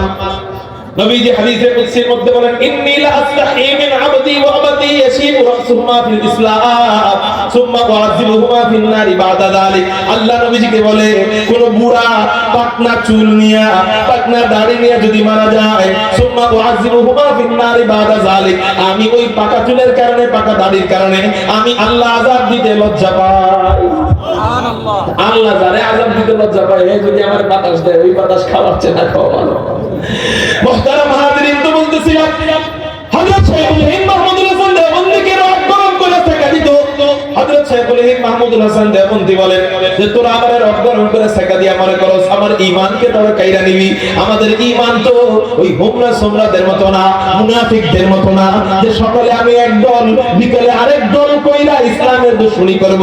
আলহামদুলিল্লাহ, তোরা আমাকে যতই শাস্তি দেস না কেন, হযরত মাহমুদুল হাসান দেওবন্দি বলেন তোরা যদি আমারে টুকরা টুকরা টুকরা টুকরা কইরা আগুনে নিক্ষেপ করস, যদি আল্লাহ আমাকে আবার হায়াতে জিন্দেগি দান করেন, আবারও যদি তোরা আমার টুকরা করস, আবারও যদি আমি জীবিত হই, আবারও যদি শহীদ হই, আমার পর্যন্ত আমি এইরকম করে শাস্তি ভোগ করব, তারপরেও আমি আমার ঈমানকে তোদের কাছে বিক্রি করব না। এইরকম শাস্তির কথা জানেন, তারপরেও হযরত কাসেম নানতুবি রাহমাতুল্লাহ আলাইহি মিথ্যা কথা বলে নাই। কি বলে নাই? বলেন মিথ্যা বলে না। নিজের জায়গা থেকে সইরা অন্য জায়গায় যায় বলেন, এই যে আগের জায়গায় দেখায় দিয়ে বলেন এই জায়গায় কাসেম নানতুবি একটু আগে ছিল, এখন নাই। সুবহানাল্লাহ। এখন ওই ব্রিটিশরা মনে করছে কি মনে হয় 20 মিনিট আগে এখানে ছিল, এখন মনে হয় নাই। ব্রিটিশরা বের হয়ে যায়, বের হয়ে কাসেম নানতুবি ওখান থেকে আত্মগোপনে চলে যায়। 5 বছর আত্মগোপনে ছিল। ওই 5 বছর পরেই দেওবন্দ মাদ্রাসা প্রতিষ্ঠিত করেন। তো ওই ইংরেজরা ওখান থেকে বের হয়ে বাচ্চাদেরকে জিজ্ঞাসা করে, বাচ্চারা খেলতেছে, এই বাচ্চারা জিজ্ঞাসা করে হে মিয়া মৌলভী কাসেমকে চিনো? আর বাচ্চারা কয় বলদ বলদ। বাচ্চারা ভেঙায় বোকা, এই তোমরা আমাকে বোকা কও কেন? তোমরা মাত্র মৌলভী কাসেমের কাছে কথা কইলা, মৌলভী কাসেম তুমি চোখের সামনে দিয়ে পলায় গেল, তোমরা বুঝলা না। তোমরা আমার ভারতবর্ষ চালাইবা? তোমাদের মতো বোকা আর কেউ আছে? আল্লাহু আকবার। আমাদের বুজুর্গ কাসেম নানতুবি এই মুহূর্তে মিথ্যা বলে নাই। আমরা তাদের সন্তান, আমরা কেন মিথ্যা বলি? আরেক বুজুর্গ রশিদ আহমদ গাঙ্গুহিকে গ্রেফতার করছে। 3 জনের বিরুদ্ধে গ্রেফতারের পরোয়ানা হচ্ছে না জানি। আরেক বুজুর্গ রশিদ আহমদ গাঙ্গুহিকে গ্রেফতার করছে। রশিদ আহমদ গাঙ্গুহিকে গ্রেফতার করার পর আদালতের কাঠগড়ায় দাঁড় করানো হয়েছে। আদালতের কাঠগড়ায় যখন রশিদ আহমদ গাঙ্গুহি দাঁড়ায়, ইংরেজের জজ রশিদ আহমদ গাঙ্গুহিকে জিজ্ঞাসা করে মিয়া তোমার কাছে নাকি অস্ত্র আছে? অস্ত্র শামিলের যুদ্ধে রশিদ আহমদ গাঙ্গুহির কাছে অস্ত্র ছিল। এখন জিজ্ঞাসা করে মিয়া রশিদ তোমার কাছে নাকি অস্ত্র আছে? হযরত রশিদ আহমদ গাঙ্গুহি চিন্তা করেন আমি যদি সত্য কথা বলি আমার কাছে অস্ত্র আছে, তাহলে ওরা আমারে জেলখানায় নিয়ে পিটাবে। আর যদি বলি আমার কাছে অস্ত্র নাই, তাহলে মিথ্যা হয়ে যাবে। নিজের জীবন নিয়ে খেলা, জেলখানার মধ্যে নিয়ে মাইরা ফেলবে। তারপরেও মিথ্যা বললে আল্লাহ আবার ধরে কিনা? ওখানে দাঁড়াও, আদালতের কাঠগড়ায় দাঁড়াও। কয়েকজন বুজুর্গ আছে যে সত্যি কথা বলে, আদালতের কাঠগড়ায় দাঁড়াও। হযরত রশিদ আহমদ গাঙ্গুহি রাহমাতুল্লাহি আলাইহি বলে যে মিথ্যা বললে আবার আল্লাহর কাছে ধরা খায় যায় কিনা, এই জন্য মিথ্যা বলা যাবে না। আবার সত্য বললে ওর কাছে ধরা খায় কিনা, এই জন্য পরিপূর্ণ সত্য প্রকাশ করা যাবে না। কি করা যায়? ওয়াল কুরআনুল হাকীম, কুরআন হিকমত ওয়ালা। এই কুরআন যে পড়ে, এই কুরআন যারা পড়ায়, আল্লাহ তাদেরকে তো হিকমত ওয়ালা বানায় দেয়। হযরত রশিদ আহমদ গাঙ্গুহি রাহমাতুল্লাহি আলাইহি পকেট থেকে তাসবিহটা বের করে, তাসবিহটা উঁচু করে বলে ইয়ে হামারা হাতিয়ার হে, তোমরা বলো আমার কাছে অস্ত্র আছে, এই যে দেখো আমার আমাদের জিকির, আমাদের অস্ত্র, আমাদের বুলেট হলো লা ইলাহা ইল্লাল্লাহ, লা ইলাহা ইল্লাল্লাহ, লা ইলাহা ইল্লাল্লাহ, লা ইলাহা ইল্লাল্লাহ। ইদারাম দরিয়ারম লা মা'বুদ ইল্লাহু ওয়ালা মাকসুদ ফিল কাউনাইন ওয়ালা মাওজুদ ইল্লাহু, লা ইলাহা ইল্লাল্লাহ, লা ইলাহা ইল্লাল্লাহ, লা ইলাহা ইল্লাল্লাহ মুহাম্মাদুর রাসূলুল্লাহ সাল্লাল্লাহু আলাইহি ওয়াসাল্লাম। তাহলে মিথ্যা বলা মুনাফিকের আলামত, মুনাফিকের এই ন্যূনতম আলামত ঢুকে যায় কিনা আমাদের সাহাবায়ে কেরাম, আমাদের আকাবির বুজুর্গরা সব সময় এটা ভয় পাইতেন, সাবধান মুনাফিকের আলামতের কোন স্বভাব আমাদের ভিতরে ঢোকানো যাবে না। আমরা কেন ঢুকাই? আমরা কেন মিথ্যা বলি? আরেকটি শিক্ষণীয় ঘটনা মা বাপদেরকে বলি। মা বাপ ভালো হবে তো সন্তান মিথ্যা বন্ধ করবে। মিথ্যা হলো গুনার মা। এক মিথ্যাকে ঢাকার জন্য 10 মিথ্যা বলতে হয়, ঠিক না? ঠিক। আব্দুল কাদের জিলানী রাহমাতুল্লাহি আলাইহির আম্মা 6 বছর বয়সে মাদ্রাসায় পাঠিয়ে দিয়েছে। হযরত আব্দুল কাদের জিলানী রাহমাতুল্লাহি আলাইহিকে 6 বছর বয়সে মাদ্রাসায় পাঠিয়ে দিয়েছে। তো মাদ্রাসায় যখন পাঠায়, এখন তো কাপড় পাওয়া যায় পাতলা কাপড়, আগের জামানার কাপড়গুলো ছিল মোটা কাপড়। এই মোটা কাপড়ের ভিতরে আমাদের এখানে ভিতরে চোরা পকেট থাকে না, এই ভিতরে বগলের নিচে চোরা পকেট থাকে। তো আব্দুল কাদের জিলানী রাহমাতুল্লাহি আলাইহির আম্মা 6 বছর বয়সে ওই চোরা পকেটের ভিতরে 12টা দিরহাম ভরে দিছে। কয় দিরহাম? 12 দিরহাম ভরে সেলাই করে দিতে। এমন ভাবে সেলাই করছে যে এটার ভিতরে 12 দিরহাম আছে, কেউ হাত না দিলে টের পাবে না। এই 12 দিরহাম দিয়া এক কাফেলার সাথে মাদ্রাসায় পাঠিয়ে দিয়েছে, বাণিজ্যিক কাফেলা। এই কাফেলার সাথে মাদ্রাসায় যাওয়ার সময় আম্মা কয়েকটা নসিহত করতেন। এর মধ্যে একটা নসিহত করতেন যে বাবারে, জীবন চলে গেলেও মিথ্যা বলবা না। জীবন চলে গেলেও মিথ্যা বলবা। কয়েকটা নসিহতের মধ্যে এটা একটা নসিহত, বাবা জীবন চলে গেলেও মিথ্যা বলবা না। মায়ের নসিহত তো মা বলো তো সন্তান তো ভালোই হবে। আব্দুল কাদের জিলানী কাফেলার সাথে যখন চলে যায় মাদ্রাসায় যাওয়ার উদ্দেশ্যে, কাফেলার সাথে যখন রওনা দিয়ে যায়, প্রথমে ডাকাতের আক্রমণ হয়। পুরো বিশাল কাফেলাকে ডাকাত তছনছ করে ফেলে। তাদের স্বর্ণ অলংকার, ব্যবসায়িক মালামাল যত যা কিছু আছে সব কিছু লুণ্ঠন করে ফেলে। সর্বশেষ আব্দুল কাদের জিলানীর কাছে একজন আয়েশা বলতেছে, এই মিয়া, তোমার কাছে কিছু আছে নাকি? ছোট বাচ্চা 6 বছর বয়স, ওর কাছে আর কি আছে? এমনি জিজ্ঞেস করছে, নিতে নিতে সব নিচে চিন্তা করছে এই বাচ্চার কাছে যদি আমার কিছু থাকে ওর জানা মতে, এমনি জিজ্ঞেস করছে, এই তোমার কাছে কিছু আছে কিনা? আচ্ছা 6 বছরের বাচ্চা যদি কয় না আমার কাছে কিছু নাই, এই ডাকাত কি ওরে মারবে? ওরে ধরবে? এই 6 বছরের বাচ্চার কাছে কি থাকতে পারে? একটা চকলেট, 2টা চকলেট, 1 পয়সা 2 পয়সা। আব্দুল কাদের জিলানী বলে, হ্যাঁ আমার কাছে আছে। কি আছে? 12 দিরহাম আছে। 12 দিরহাম আছে। কোন জায়গায়? পাঞ্জাবি খুলছে, পাঞ্জাবি খুইলা শিলি ফাড়ছে, শিলি ফাইরা 12 দিরহাম বের করে, এই নাও 12 দিরহাম, এটা আমার কাছে আছে। ডাকাতের সর্দার এই জিনিস লক্ষ্য কইরা অবাক হয়ে গেছে, আরে এই 12 দিরহাম তোমার কাছে আছে, তুমি না বললে তো আমরা বুঝতাম না, তোমারে তো আমরা আক্রমণ করতাম না, তোমারে তো আমরা জুলুম করতাম না, তাহলে তুমি আমাদেরকে সত্যি কথা বললা কেন? এই 12 দিরহাম আমাদের হাতের মধ্যে না দিলে তো আমরা তোমাকে আক্রমণ করতাম না, তারপরেও তুমি আমাদেরকে সত্যিটা বললা কেন? হযরত আব্দুল কাদের জিলানী রাহমাতুল্লাহি আলাইহি বলেন, আমার আম্মা আমাকে বলেছে যে বাবারে, জীবন গেলেও মিথ্যা বলা যাবে না, কারণ মিথ্যা বলা মুনাফিকের আলামত। সাবধান সাবধান, মুনাফিকের শাস্তি কাফেরের থেকে বেশি হয়। ইন্নাল মুনাফিকিনা ফি দারকিল আসফালি মিনান নার, কাফেরের চেয়ে বেশি শাস্তি হবে মুনাফিকের।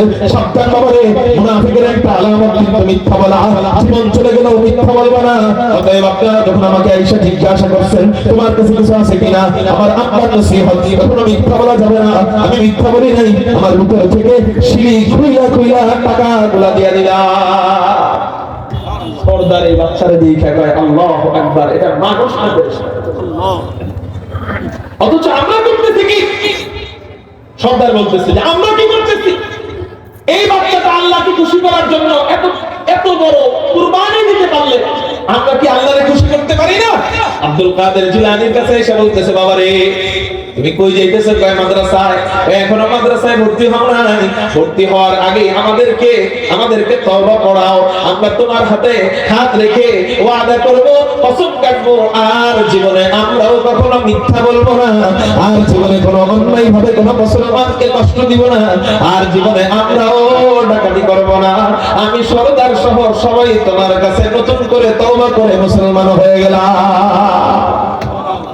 এই হলো মিথ্যা থেকে বাঁচার জন্য সাহাবায়ে কেরামদের কিছু নজির বললাম, বুজুর্গদের কিছু নজির বললাম। হ্যাঁ, কোরআন শরীফ যেমন জান্নাতের কথা বলে, তেমন জাহান্নামের কথা বলে, তেমন মাসালা মাসাইলের কথা বলে। কখনো কখনো উম্মতের হেদায়েতের জন্য কোরআনের ভিতরে আল্লাহ কখনো আগের জামানার ঘটনাও ঢুকায়। মাঝে মাঝে ঘটনা শোনানো, এগুলা সুন্নাত, আল্লাহ পাকের সুন্নাত। এজন্যই তো আল্লাহ ঘটনা নামে একটা সূরা নাযিল করছে, সূরাতুল কসস।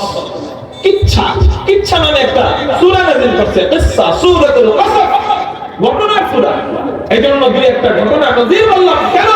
বলে আমরাও যেন আমাদের জীবন চলে যেতে পারে, তারপরেও মিথ্যা বলবো। আজকে থেকে ওয়াদা করেন, একটা মিথ্যা জীবনে কেউ বলবেন না। কারা কারা রাজি আছেন? আল্লাহু আকবার বলে হবে। রাজি আছেন ইনশাআল্লাহ? আল্লাহ তুমি কবুল করে বলি আমিন। তাহলে মুনাফিকের আলামত কয়টা? এক নম্বর আলামত মিথ্যা বলা। দুই নম্বর আলামত ওয়া ইযা ওয়াদা আখলাফা, যখন ওয়াদা করে ওয়াদা খেলাফ করে, ওয়াদা ভঙ্গ করে, এটাও মুনাফিকের আলামত। ঘন ঘন ওয়াদা দেয়, আমি ওয়াদা দিলাম তোমার সাথে এই কাজটা করব, আমি ওয়াদা দিলাম তোমার সাথে এটা করব না, খালি ওয়াদা দেয় আবার ওয়াদা ভঙ্গ করে। ইনশাআল্লাহ আমরা ওয়াদা দিলে ওয়াদাকে ঠিক রাখার চেষ্টা করব, আমরা ওয়াদা ভঙ্গ করব না। সাবধান, আবার প্রেমিকার সাথে ওয়াদা দিয়া যেন আবার ওই ওয়াদা ভঙ্গ এইটা আবার মুনাফিকের মাসালার সাথে না লাগাই। প্রেমিকা কয়, তুমি না আমার ওয়াদা দিছিলা আমার সারা জীবনে অন্য কাউরে বিয়ে করবে না, তুমি আমার সারা কখনো ছাইরা যাইবে না, তাহলে আমার সাথে ব্রেকআপ দিতেছো কেন? সাবধান, ওয়াদা ভঙ্গকারী কিন্তু মুনাফিকের আলামত। আমার সাথে ব্রেকআপ হইলে কিন্তু তুমিও মুনাফিক। সাবধান, এই কেসেতে আপনারা না ফেলায়। অবৈধ কাজে ওয়াদা দিব না, অবৈধ কাজে কি করব না? ওয়াদা দিব না। তাহলে দুই নম্বর ওয়া ইযা ওয়াদা আখলাফা, মুনাফিকের দুই নম্বর আলামত হলো যখন ওয়াদা দেয় ওয়াদা খেলাফ করে। মুনাফিকের তিন নম্বর আলামত হলো ওয়া ইযা তুমিনা খানা, আল্লাহ যখন তাকে আমানতদার বানায় ওই আমানতের খেয়ানত করে। কেউ যখন তার কাছে কোনো কিছু আমানত রাখে, আমানতের খেয়ানত করে। আমানতের ব্যাখ্যা হলো আপনি এক এক সেক্টরে কাজ করেন, তো আপনি এক এক জায়গার আমানতদার। যেমন আপনি যদি কোনো এলাকার নেতা হন, তাহলে ওই এলাকার জনগণ আপনার কাছে আমানত। আপনি যদি কোনো রাষ্ট্রের নেতা হন, ওই রাষ্ট্রের জনগণ, ওই রাষ্ট্রের জনগণের জান, ওই রাষ্ট্রের জনগণের মাল, এগুলো আপনার কাছে আমানত। ওই আমানতের খেয়ানত আপনি করবেন। আপনি জনগণের টাকা চুরি করে খাইবেন, জনগণকে পিটাইবেন, জনগণকে রাত্রেবেলা লাইট বন্ধ করে হত্যা করবেন, তো আপনি আমানতের খেয়ানতদার। আল্লাহ বলেন, নবীজি হাদিসের মধ্যে, বুখারী শরীফের হাদিসের মধ্যে জানায় দেয়, লা ঈমানা লিমান লা আমানাতা লাহু, ওই ব্যক্তির ঈমানই ঠিক নাই যার আমানত ঠিক নাই। কি বললেন? ওই ব্যক্তির ঈমানও ঠিক নাই, যার আমানত ঠিক নাই। এই জন্য আপনি যদি রাষ্ট্রনায়ক হন, আপনার কাছে আমানত রাষ্ট্রের জনগণ। দুই নম্বর, আপনি যদি ইমাম হন, আপনার কাছে আপনার মুসল্লিরা আমানত। তিন নম্বর, আপনি যদি কমিটি হন, আপনার ইমামরা, আপনার মসজিদ, আপনার খতিব আপনার কাছে আমানত। চার নম্বর, আপনি যদি মাদ্রাসার উস্তাদ হন, আপনার ছাত্ররা আপনার কাছে আমানত। পাঁচ নম্বর, আপনি যদি গৃহকর্তা হন, গৃহের সব মহিলারা, গৃহের সব সন্তানরা আপনার কাছে আমানত। আপনার দ্বীন তাদেরকে শিখাইতে হবে। আল্লাহ বলেন, ও আনফুসাকুম ওয়া আহলিকুম নারা, নিজেও জাহান্নামের আগুন থেকে বাঁচো, তোমার সন্তান সন্ততি, তোমার পরিবারদেরকেও জাহান্নাম থেকে বাঁচাও। আমার আপনার পরিবার আমার আপনার কাছে আমানত, আপনার পরিবার আপনার কাছে আমানত, আমার পরিবার আমার কাছে আমানত। আমি যদি আমার বিবিকে দ্বীন না শিখাই, আমি আমানতের খেয়ানত করলাম। আমার ছেলেকে যদি আমি দ্বীন না শিখাই, আমি আমানতের খেয়ানত করলাম। আমার মেয়েকে যদি আমি পর্দা না করাই, আমি আমানতের খেয়ানত করলাম। আমার ছেলে মেয়েকে যদি আমি নামাজের তালিম না দিই, আমি আমানতের খেয়ানত করলাম। আপনি যে সেক্টরে আছেন, আপনার অধীনস্থরা আপনার কাছে আমানত। ব্যবসায়ী ব্যক্তিরা ক্রেতাদের কাছে আমানত, ক্রেতাদের সাথে মিথ্যা বলবে না, ক্রেতাদের মাল কম বেশ করবে না, ক্রেতাদেরকে ধোঁকা দিয়ে মাল বিক্রি করবে না, ক্রেতাদের কাছে তার আমানত ওই মালটা। এবার আরেকদিকে আবার আপনি যদি কর্মচারী হন, আপনার মালিকের কাজটা আপনার কাছে আমানত। আপনাকে 6 ঘন্টা ডিউটি করার কথা বলছে, আপনি মালিক চলে গেলে ডিউটি করলেন 5 ঘন্টা, 1 ঘন্টা আপনি শুধু সব সময় কি করলেন, ফাঁকি দিলেন। তা আপনি মালিকের আমানত রক্ষা করলেন না। তাহলে আমানতের ব্যাখ্যা আপনারা বুঝবেন। প্রত্যেকেই আমানত, প্রত্যেকের কাছেই আমানত আছে, প্রত্যেকেই তার আমানতকে হেফাজত করবে। প্রত্যেকে আমানতকে কি করবে? ইমাম তার মুসল্লিদের ঠিকঠাক মতো খেদমত করে আমানতকে হেফাজত করবে। নেতা তার জনগণদের খেদমত করে আমানতকে হেফাজত করবে। জনগণের টাকা মাইরা খাবে না, তো আমানত হেফাজত হবে। বাপ তার বিবিকে, তার মেয়েকে, তার ছেলেকে দ্বীন শিখায়া সমতা রক্ষা কইরা তাদেরকে সুন্দরভাবে ভরণ পোষণ দিয়া তাদের হক আদায় করে তাদের আমানতকে হেফাজত করবে। একজন এলাকার শেখুল হাদিস অথবা একজন মাদ্রাসার উস্তাদ তার ছাত্রদের আমানত রক্ষা করে, ছাত্রদের জানমাল হেফাজত করে, তার আমানতকে হেফাজত করবে। নবীজি বলেন ওয়া ইযা তুমিনা খানা, মুনাফিকের 3 নাম্বার আলামত হলো যখন কোনো আমানত তার কাছে রাখা হয় ওই আমানতের খেয়ানত করে। ইনশাআল্লাহ আমরা কোনোভাবে কোনো আমানতের খেয়ানত করব না তো ইনশাআল্লাহ। আল্লাহ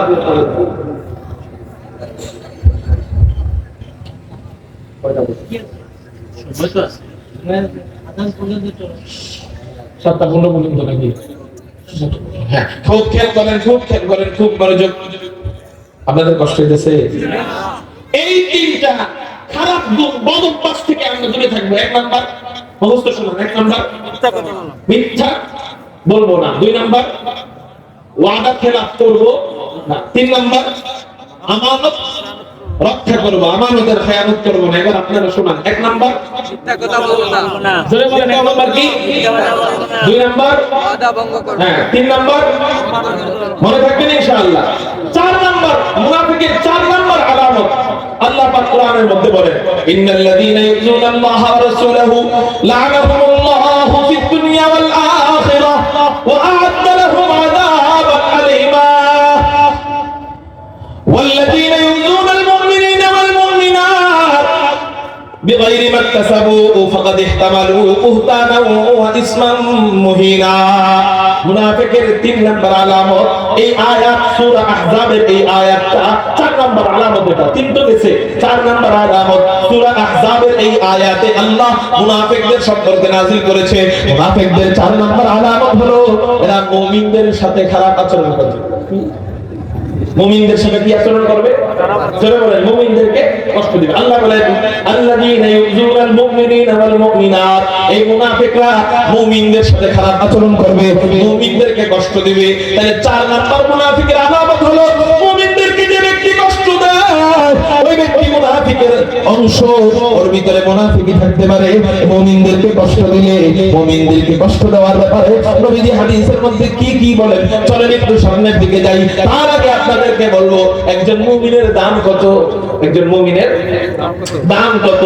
ইবনে মাজাহ শরীফের হাদিস হযরত আব্দুল্লাহ ইবনে উমর রাদিয়াল্লাহু তাআলা আনহু বলেন ইয়াতুফুন নবী সাল্লাল্লাহু আলাইহি ওয়াসাল্লাম বিল কাবা, হুজুর আকরাম সাল্লাল্লাহু আলাইহি ওয়াসাল্লাম কাবা শরীফ তওয়াফ করতেছিলেন।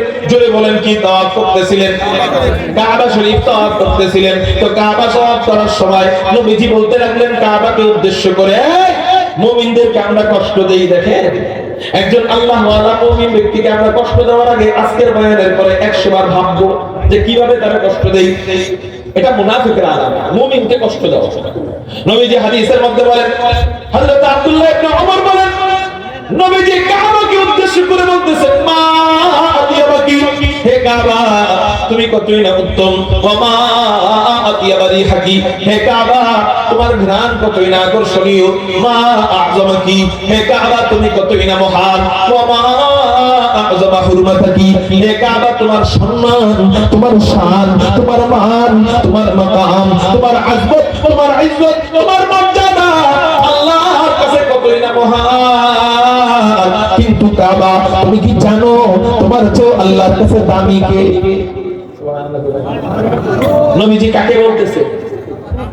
কাবাকে। হে কাবা তুমি অনেক মহান, তোমার ঘ্রাণ অনেক আকর্ষণীয়, তুমি অনেক সম্মানী, কিন্তু জানো কাবা তোমার চেয়েও দামি আল্লাহর কাছে কে?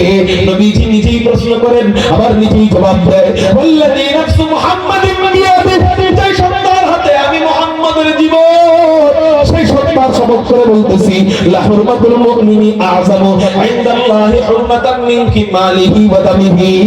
হে কাবা, একজন মুমিনের জান, একজন মুমিনের মাল, একজন মুমিনের জীবন, একজন মুমিনের সম্পদ, একজন মুমিনের সম্মান, ও কাবা, তোমার চেয়েও আল্লাহর কাছে কোটি কোটি গুণ বেশি। চিৎকার দিয়ে বলেন সুবহানাল্লাহ। الحمد لمن قدر خيرا وخبالا والشكر لمن صور حسنا وجمالا فرد صمد عن صفة الخلق بريء ঘুমাই গেছে? চিৎকার দিয়ে বলেন আল্লাহু আকবার। فرد صمد عن صفة الخلق بريء رب أزلي خلق الخلق كمالا رب أزلي خلق الخلق كمالا الآن كما كان ولم يلق زمانا الآن كما كان ولم يلق زمانا لا شبه ولا مثل ولا عم وطالا لا شبه ولا مثل ولا عم وطالا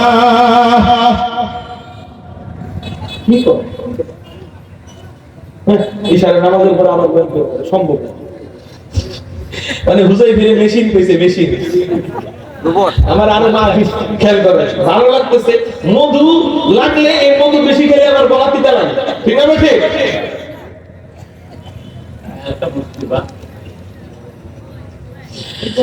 মুহতারাম হাজিরিন খুব মনোযোগ চিৎকার দিয়ে বলেন আল্লাহু আকবার মুহতারাম হাজিরিন খেয়াল করেন মুমিনের দাম কাবার চেয়ে বেশি দামি আল্লাহ বললেন সুবহানাল্লাহ মাই ঢোল রাহা কাহা है दरबार इलाही मैं ढूंढ रहा कहां है दरबार इलाही मोहब्बत में तेरा दम बदम रखना है मौला मोहब्बत में तेरा दम बदम रखना है मौला मोहब्बत में तेरा दम बदम रखना है मौला तेरा नाम मदीना है तेरी नाम में मरना हमें तो दोस्त बना ले हमें तू मस्ती बना दे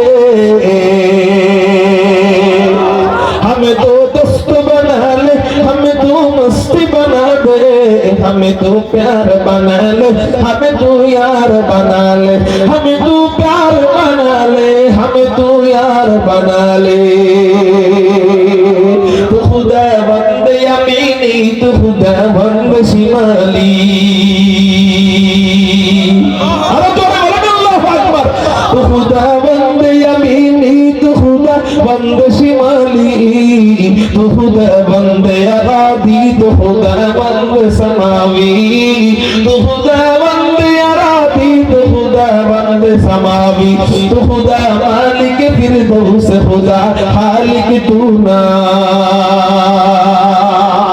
तू खुदा मालिक फिरदौस खुदा खालिक तू ना तूने फरमानों के रहमान तू गुनहगारों के गफ्फार तूने फरमानों के रहमान तू गुनहगारों के गफ्फार আল্লাহ যেন আমাদেরকে আল্লাহর খাঁটি মুমিন বান্দা হিসেবে কবুল করে নেয় সবাই বলি আমিন নবীজি বললেন মুমিন কাবার চেয়ে বেশি দামি আমি হাদিসের একটা অংশ একটা শব্দের ব্যাখ্যা আমার আব্বা মারা যাওয়ার আগ পর্যন্ত বুঝি নাই কোন অংশ নবীজি বললেন মিন মালিহি মুমিনের সম্পদ কাবার চেয়ে বেশি দামি এটা আগে বুঝি নাই কতটুকু বুঝছি কয় মুমিনের জান কাবার চেয়ে বেশি দামি এটা বুঝছি মুমিনের সম্মান কাবার চেয়ে বেশি দামি এটা বুঝছি কিন্তু মুমিনের সম্পদ আবার কাবার চেয়ে বেশি দামি কেমনে হয় এটা বুঝি না কবে বুঝলাম আমার আব্বা মারা যাওয়ার পরে বুঝছি কেমনে বুঝলাম চলেন আপনাদেরকে শোনায় দেই আমার আব্বা দীর্ঘদিন অসুস্থ ছিলেন যাই হোক সব সময় আল্লাহর কাছে চারটা দোয়া করতেন মরণের ব্যাপারে এক নাম্বার দোয়া করতেন আল্লাহ আমারে তুমি রমজান মাসে মওত দিও দুই নাম্বার দোয়া করতেন আল্লাহ তুমি আমাকে শুক্রবার দিন মওত দিও তিন নাম্বার দোয়া করতেন আল্লাহ তুমি আমাকে ইফতারের আগ মুহূর্তে মওত দিও চার নাম্বার দোয়া করতেন আল্লাহ তুমি আমাকে শহীদ মরণ দান করিও এই চার দোয়া আমার করে দোয়া করার সময় আমরা যখন এই দোয়াগুলো শুনতাম তখন মনে মনে ভাবতাম আরে এই চারটা কি আবার একসাথে কবুল হয় কিনা, একটা কবুল হয় বাকি তিনটা হয়তো হবে না, দুইটা হয় বাকি দুইটা হয়তো হবে না, তিনটা কবুল হবে বাকি একটা হয়তো কবুল হবে না, চারটা কি আবার একসাথে কবুল হয় কিনা, এটা কি আবার সম্ভব কিনা। কিন্তু তখন ওই আয়াতের কথা আমার মনে ছিল না। আল্লাহ বলছেন উদউনি আস্তাজিব লাকুম, তোরা আমার কাছে দোয়ার মতো দোয়া কর, আমি আল্লাহ তোদের দোয়া কবুল করব। হয়তো আমার আম্মা দোয়ার মতো দোয়া করছিল আল্লাহর কাছে, দিল থেকে এই কথাগুলো আল্লাহর কাছে হয়তো বলতো। আশ্চর্য কাণ্ড কারবার, মারা যাবার সময় দেখলাম রমজান মাসে বেশি অসুস্থ হয়ে পড়লো, রমজান মাসে মৌত এসে গেল, রমজানে মৌত হয়ে গেল, এক নম্বর দোয়া কবুল হয়ে গেল, শুক্রবার দিন মৌত হয়ে গেল, দুই নম্বর দোয়া কবুল হয়ে গেল, তিন নম্বর দোয়া ইফতারের মুহূর্তেই মৌত হয়ে গেল, তিন নম্বর দোয়াও কবুল হয়ে গেল, চার নম্বর দোয়া শহীদি মরণ হয়েছে কিনা হাদিস থেকে বোঝা যায়। নবীজি বুখারী শরীফের হাদিস বলেন যে কোন ব্যক্তি যদি পানিতে ডুবে মারা যায় তার শহীদি মরণ হয়, কোন ব্যক্তি যদি আগুনে পুড়ে মারা যায় তার মরণটা শহীদদের কাতারে লেখা হয়, কোন ব্যক্তি যদি পেটের পীড়ায় মারা যায় আল্লাহ তাকে শহীদ হিসেবে ধরে নেয়। আমার আব্বা দীর্ঘদিন পেটের অসুস্থে, কিডনি রোগ, লিভার রোগে মারা গেছে। এই হাদিস থেকে বোঝা যায় হয়তোবা আল্লাহ আমার আব্বার 4 নাম্বার দোয়াও কবুল করছেন। যদি করে না থাকেন আপনারা ইমানদাররা একটু দোয়া করেন আল্লাহ যেন আমার কবর, আমার আব্বার কবরকে জান্নাতের টুকরা বানায় দেয় এবং তার মরণটাকে শহীদি মরণ দান করেন। সবাই বলি আমিন। মুহতারাম হাজিরিন, তো বলতেছিলাম এই 4 দোয়া কবুল হইল। মারা গেল রমজান মাসের প্রথম শুক্রবার দিন। মারা যাওয়ার পর আগে আব্বার টুপি দেখতাম তো কানতাম না, আব্বার পাগড়ি দেখতাম তো কানতাম না, আব্বার চশমা দেখতাম তো কানতাম না, আব্বার অন্য কিছু দেখতাম, আব্বার জামা দেখতাম তো কান্না আসতো না, আব্বার লুঙ্গি দেখতাম তো কান্না আসতো না, আব্বার জুতো দেখতাম তো কান্না আসতো না। কিন্তু এখন অবস্থা এমন যে আব্বার টুপি দেখি, আব্বা মারা যাওয়ার পর আব্বার টুপি দেখেও কাঁদি, আব্বার পাগড়ি দেখি এই পাগড়ি দেখেও কাঁদি, আব্বার চশমা দেখি তো ফুপায় ফুপায় কাঁদি, এই চশমাওয়ালা আর দুনিয়ায় নাই। আব্বার জুতা দেখি মনে হয় যেন এই তো মাত্র জুতাটা পড়বে, ওই জুতা দেখেও কাঁদি। আব্বার ছোট্ট একটা মোবাইল ছিল, ওই মোবাইলটাও পিছনে রং লাগায় রাখছি যাতে করে আব্বার মোবাইল এটা বুঝে না যায়, ওটা দেখেও আমি কান্দি। আব্বার জামা দেখেও কান্দি, আব্বার লুঙ্গি দেখেও কান্দি। এই তো কিছুদিন আগের ঘটনা, আমার আম্মা চিৎকার করে কাঁদতেছেন। আম্মারে বললাম আম্মা কোনো ব্যথা পাইছেন নাকি, কাঁদেন কেন? আম্মা বলে বাবা রে ওই ট্রাঙ্ক খোলার পরে তোমার আব্বার সোয়েটারটা নজরে পড়ছে। প্রত্যেক শীতে তোমার আব্বা এই সোয়েটারটা পরে আমার সাথে বসা থাকতো, কিন্তু এইবার শীত এসে গেল, কিন্তু এই শীতে তোমার আব্বা এই সোয়েটার পরবে না। এটা মনে হওয়ার সাথে সাথে যেন কলিজা ফাইটা কান্না শুরু হয়ে গেছে। আচ্ছা আপনারা বলেন লুঙ্গি কি বাজারে পাওয়া যায় না, চশমা কি বাজারে পাওয়া যায় না, টুপি কি দোকানে পাওয়া যায় না, কিন্তু ওগুলা দেখলে কান্না আসে না। আব্বার টুপি দেখলে কাঁদি কেন, আব্বার পাঞ্জাবি দেখলে কাঁদি কেন, আব্বার চশমা দেখলে কাঁদি কেন? আরে বাপ হারা সন্তানরা এই ব্যথা বুঝবে, এটা আপনারা সবাই বুঝবেন না এই ব্যথা, এটা মা হারা সন্তানরা বুঝবে, বাপ হারা সন্তানরা বুঝবে। আগে আব্বার কত নসিহত করতো, এত বেশি নসিহত করতো যে এই নসিহতের কারণে আগে বিরক্ত হয়ে যাইতাম যে এক কথা এতবার বলতে হয় নাকি। কিন্তু ওই নসিহত গুলা লালন করছি, ওই নসিহত গুলা সিনায় ধারণ করছি। এই জন্য আল্লাহ আমাকে কোথায় বসায়? বাবার নসিহতের বরকতে, বাবার দোয়ার বরকতে, ওই কথাগুলো নেওয়ার বরকতে আল্লাহ হাটহাজারের আলামিন সংস্থায় এই বয়সে বসায়। আল্লাহ বরুণা মাদ্রাসায় এই মাত্র 26 বছর বয়সে, বয়স কিন্তু বেশি না, এই বয়সে আপনাদের বরুণা মাদ্রাসায় বয়স বসায়, এই বয়সে ময়মনসিংহের বালিয়া মাদ্রাসায় বসায়, এই বয়সে নানুপুর মাদ্রাসায় বসায়। ভাই কেন? কারণ ওই যে আব্বার এক একটা কথা গ্রহণ করছি, ওগুলা দিলে ধারণ করছি, তো আল্লাহ ওই কথাগুলোকে মুক্তা হিসেবে আমাকে দান করেছে।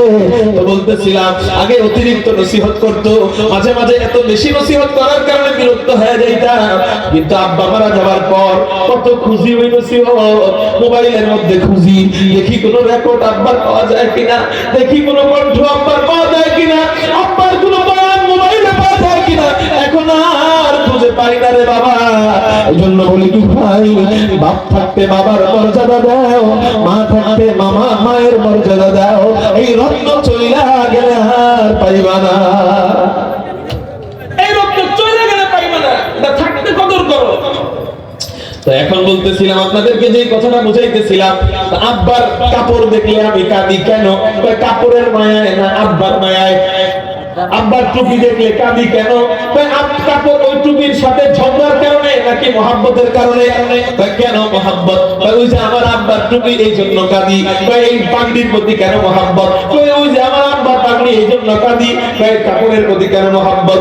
ওই যে আমার আব্বার কাপড় এই জন্য কাঁদি। আচ্ছা, আমি যদি আমার আব্বার কাপড় হওয়ার কারণে ওই কাপড়ের প্রতি মায়া লাগতে পারে, আমার আল্লাহর মায়া এর চেয়ে কোটি গুণ কম না কোটি গুণ বেশি?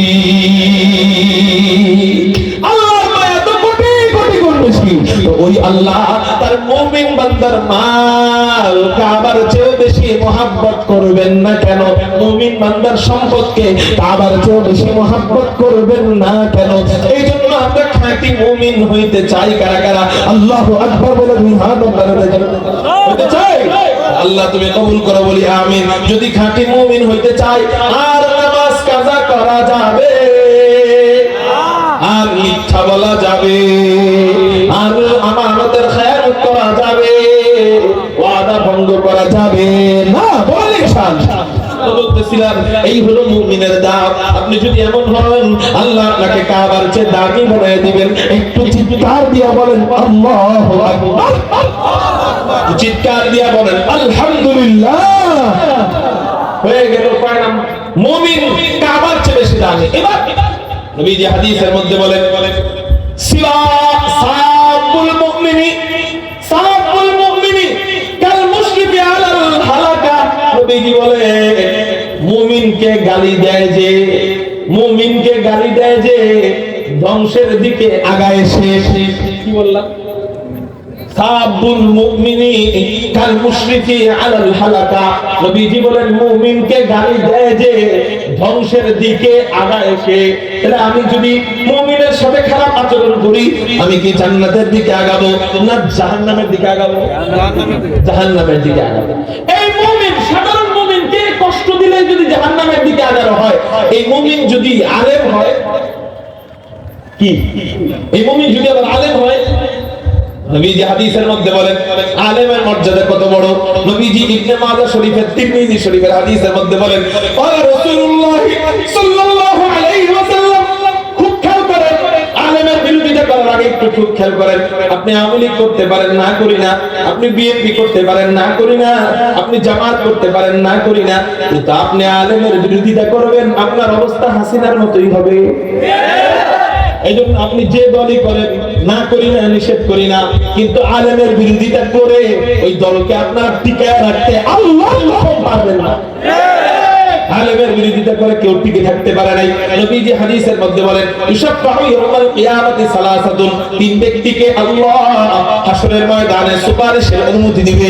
কয় ব্যক্তিকে? জোরে বলেন। তিন ব্যক্তিকে আল্লাহ হাসরের ময়দানে সুপারিশের অনুমতি দিবে। এক নাম্বার আল আম্বিয়া, নবীদেরকে আল্লাহ সুপারিশের অনুমতি দিবে। দুই নম্বরে সুন্নাল উলামা, আমি তিরমিজি শরীফের হাদিস শোনাইতেছি। দুই নম্বর সুন্নাল উলামা, উলামায়ে কেরামদেরকে আল্লাহ সুপারিশের অনুমতি দিবে। তিন নম্বর সুন্নাত শুহাদা, আল্লাহর রাস্তায় জিহাদ করে যারা শহীদ হবে, এই শহীদদেরকে আল্লাহ সুপারিশ করার অনুমতি দিবে। আপনাদের মনে প্রশ্ন হইতে পারে, হযরত এতদিন শুনলাম আদম বলবে ইয়া নাফসি নাফসি, মুসা বলবে ইয়া নাফসি নাফসি, ঈসা বলবে ইয়া নাফসি নাফসি, ইব্রাহিম বলবে ইয়া নাফসি নাফসি। তাহলে আমাদের নবীজি শুধু সুপারিশ করবে, এতদিন শুধু এটাই শুনলাম। এখন আবার এই হাদিস থেকে আমরা কি শুনি? তাই কি শুনলেন? এই হাদিস থেকে শুনলাম সব নবীরা নাকি আবার সুপারিশ করবে। কোনটা সত্য? এক হাদিস থেকে জানলাম শুধু আমাদের নবীজি সুপারিশ করবে, আর এক হাদিস থেকে জানলাম সব নবীরা সুপারিশ করবে, আলেমরাও করবে, আবার শহীদরাও করবে। কোনটা সত্য? আমি বলবো দুটোটাই সত্য। কেমনে? প্রথম, আল্লাহ শুধু নবীজিকে সুপারিশের অনুমতি দিবে। সুপারিশ শাফাআত দুই প্রকার। জয় বলেন কয় প্রকার? এক নম্বর শাফাআত হলো শাফাআতে কুবরা, আরেক প্রকার শাফাআত হলো শাফাআতে সুগরা। শাফাআতের টুকরার অধিকারী একমাত্র নবীজি। বলেন সুবহানাল্লাহ। ওই সময় আদম বলবে ইয়া নফসি নফসি, মূসা বলবে ইয়া নফসি নফসি, ইব্রাহিম বলবে ইয়া নফসি নফসি, জাকারিয়া বলবে ইয়া নফসি নফসি, ইসমাঈল বলবে ইয়া নফসি নফসি, লূত বলবে ইয়া নফসি নফসি, ইউসুফ বলবে ইয়া নফসি নফসি, সবাই বলবে ইয়া নফসি নফসি।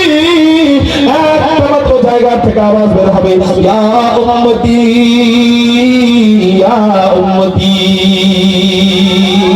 শাফিঈ রোজে জাযা ওয়াদা খতীবে আম্বিয়া, শাফিঈ রোজে জাযা ওয়াদা খতীবে আম্বিয়া, সাহিবে হৌজো লিবাসে খুদা রোজে আদীম, সাহিবে খুলকে আযীম ও মজহরে জুদে আলীম, সাহিবে খুলকে আযীম ও মজহরে জুদে আলীম, आयते रहमत के शान उरो बस्तो रहीम, आयते रहमत के शान उरो बस्तो रहीम, रहमतुल लिल आलमी खान दश खुदा बंदे करीम, रहमतुल लिल आलमी खान दश खुदा बंदे करीम, खल्क़ो खल्क़ो कौलो फ़अलो हदीसन थे ओ हमीद, खल्क़ो खल्क़ो कौलो फ़अलो हदीसन थे वो हमीद, वमा अरसलनाका इल्ला रहमतल लिल आलमीन। अल्लाह सुब्हानाहु व तआला मकाम महमूद के तो जाएगा दिले। अल्लाह कुरान बोले वमिनल लैली फतहज्जद बिही नाफिलतल लक असा अय्यबासका रब्बुका मकाम महमूदा। আল্লাহ নবীজিকে মাকামে মাহমুদ দান করবেন। এই মাকামে মাহমুদটা কি?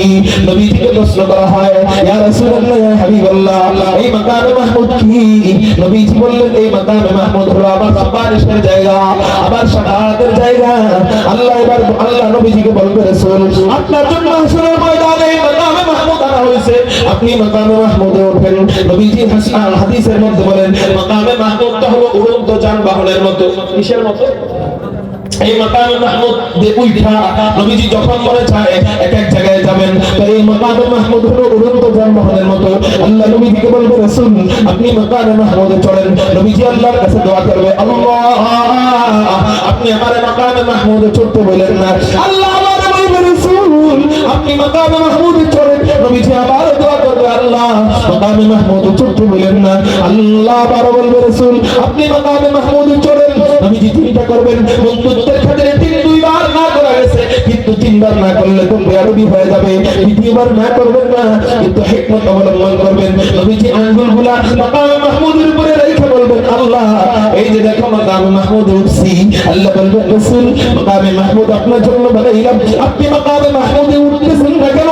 নবীজি বলবে, আল্লাহ আমি মাকামে মাহমুদে উঠতেছি না কেন? শোনে এই মাকামে মাহমুদ হলো উড়ন্ত যানবাহন, আমার ভয় হইতেছে এই মাকামে মাহমুদ যদি আমি বসি, মাকামে মাহমুদে যদি আমি বসি, এই মাকামে মাহমুদ যদি আমাকে একা দিয়ে উড়াল দিয়ে জান্নাতে চলে যায়, আমার গুনাহগার উম্মতের অবস্থা কি হবে?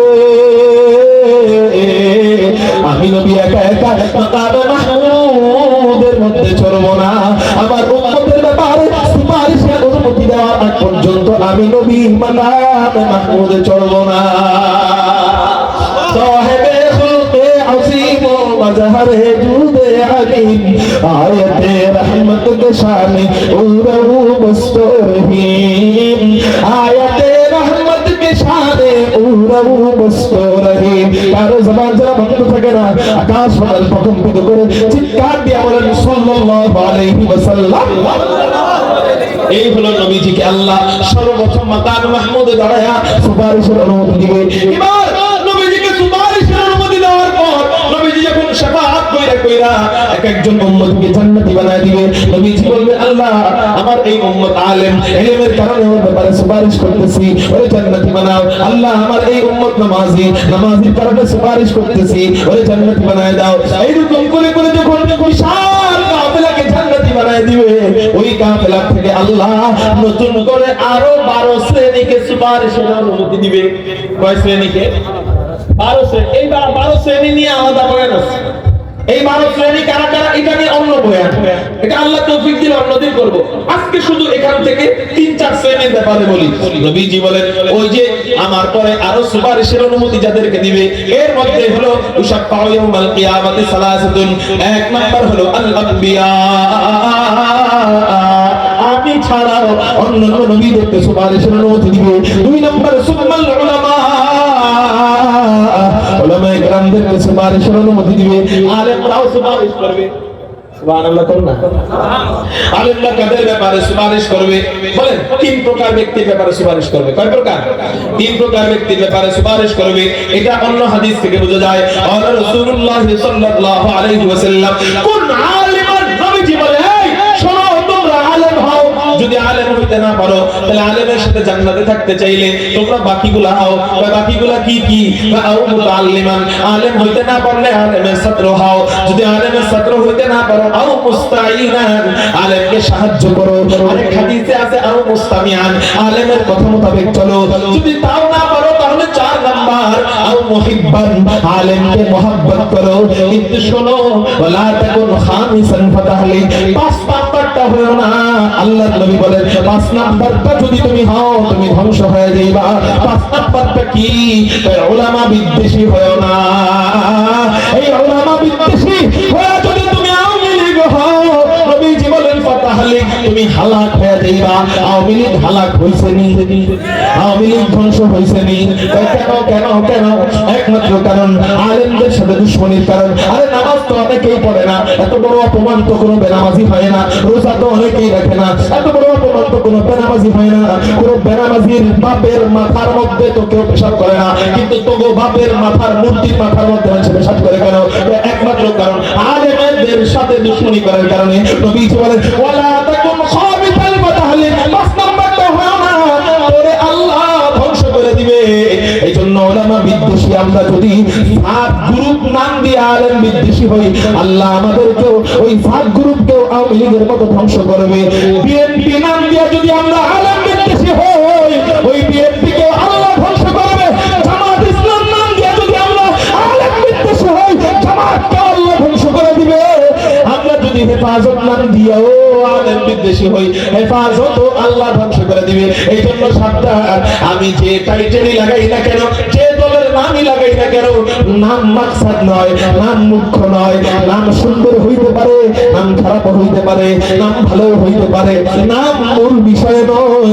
তোমার কার্যক্রম যদি, তোমার দলের কার্যক্রম যদি উলামা বিদ্বেষী হয়ে থাকে, আল্লাহ তোমাকে ফিরাউন, নমরুদ, হামান, দারুন, আবু জাহেল, বুশ, সংসদী হাসিনার মতো ধ্বংস করে দিবে।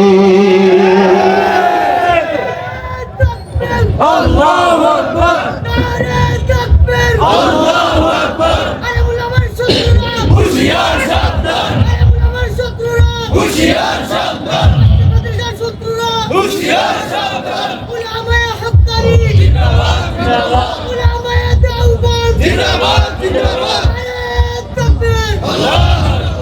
তাহলে এই হাদিস থেকে বোঝা যায় আলেমরা আমাদের ব্যাপারে সুপারিশ করতে পারবে। জোরে বলেন সুবহানাল্লাহ। তাহলে মুমিন যদি, মুমিনকে কষ্ট দেওয়া কিসের আলামত? কোন জায়গা থেকে হাদিস আনতেছি? মুমিনকে কষ্ট দেওয়া কিসের আলামত? মুনাফিকের আলামত। সেই মুমিন যদি আলেম হয় আরো বড় গুনাহ। মুসলিম শরীফের অন্য হাদিসে নবীজি বলেন সিবাবুল উলামাই ফুসকুন, আলেমকে গালি দেওয়া ফাসিকি কি? ও কিতালুল উলামাই কুফরুন, আলেমের সাথে লড়াই করা কুফরি। নাউজুবিল্লাহ বলেন। আলেমের সাথে লড়াই করা কি? কুফরি।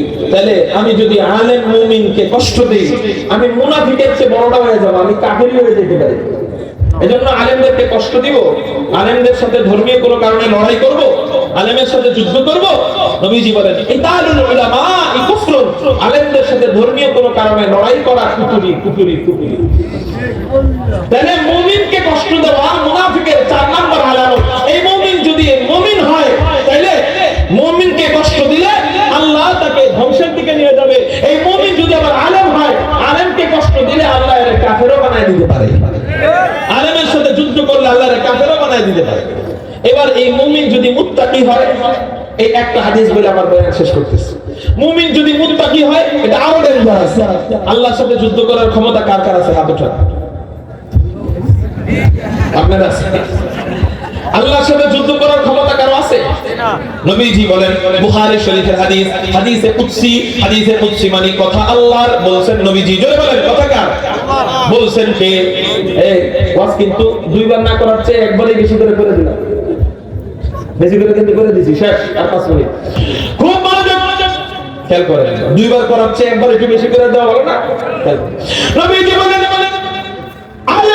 আল্লাহ ওয়ালা মুত্তাকিদের ব্যাপারে বলেন, আল্লাহ রাসূলুল্লাহ সাল্লাল্লাহু আলাইহি ওয়াসাল্লাম, আল্লাহ তাআলা মান আদালি ওয়ালিয়ান ফাকাদ আযানতুহু বিল হারব।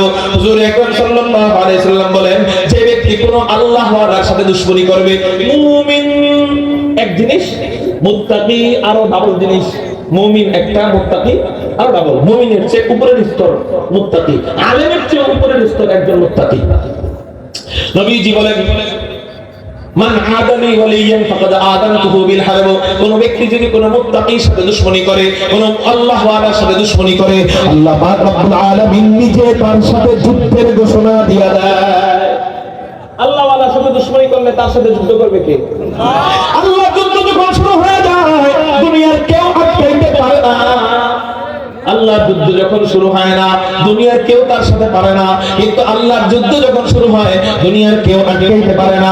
দেখেন না, ক্ষমতাধর বাদশা ফেরাউনের সাথে আল্লাহ যুদ্ধ যখন শুরু করে, পানির মধ্যে চুবায়ে চুবায়ে আল্লাহ ফেরাউনকে মারে।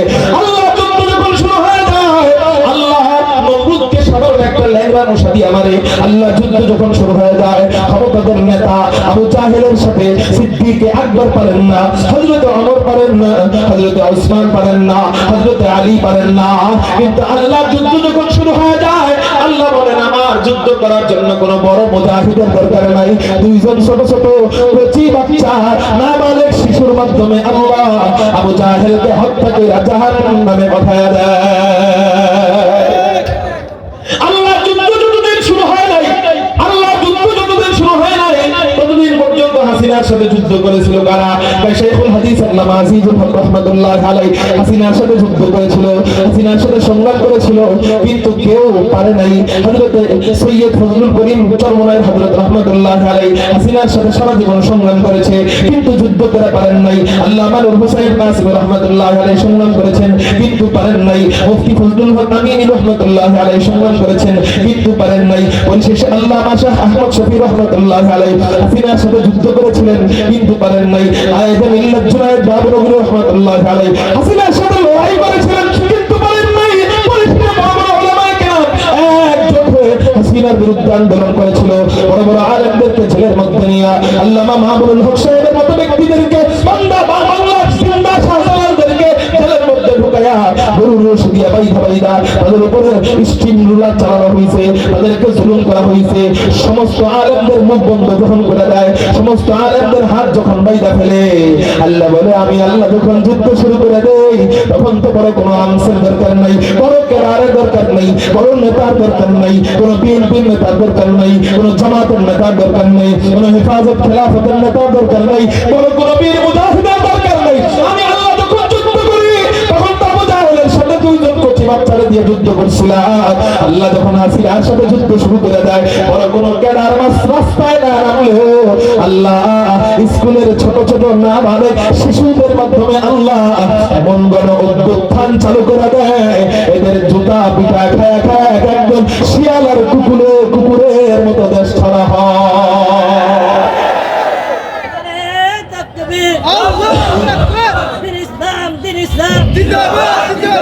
কুরআনের আলো, আরে শিয়াল তো থাকার মতো গর্ত খুঁজে পায়। আল্লাহ তো শিয়ালের জন্য জমিনেও জায়গা রাখছে, কত বন্যা হয় তারপরে শিয়ালের জায়গার অভাব আছে। শিয়াল থাকে গর্তে, বন্যা হইলে ওই গর্তে কি থাকে? পানি। তারপরেও শিয়াল তো কখনো মরা ভাইসা ওঠে নাই। আল্লাহ ওই শিয়ালের জন্য জায়গা, ওর এই জায়গায় বন্যা হইলেও কই থাকবে, আল্লাহর জন্য জায়গা নির্ধারণ করে রাখছে। শিয়ালেরও তো থাকার মতো জায়গা আছে, কিন্তু তবু মতো বিচারপতি শামসুদ্দিন মানিক চোর এদের থাকার মতো একটা বিছানাও খুঁজে পায় না। শেষ পর্যন্ত কলা পাতায় হইল নিগো মতো ঘুমায়।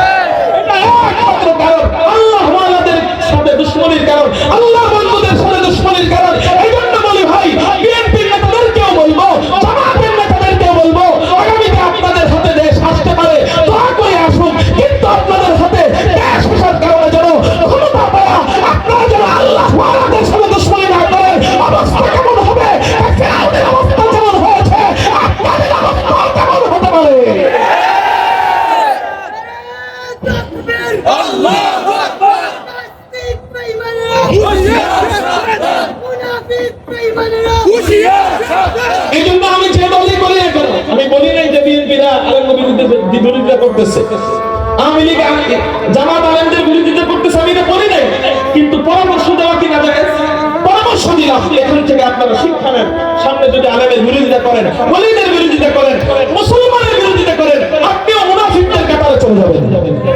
আল্লাহ আমাদেরকে এই মুনাফিকদের চারটা গুণ থেকে বেঁচে থাকার তৌফিক দান করুন বলে আমিন। ওয়া আখিরু দাওয়ানা আলহামদুলিল্লাহ। আসসালামু আলাইকুম ওয়া রাহমাতুল্লাহি ওয়া বারাকাতুহু।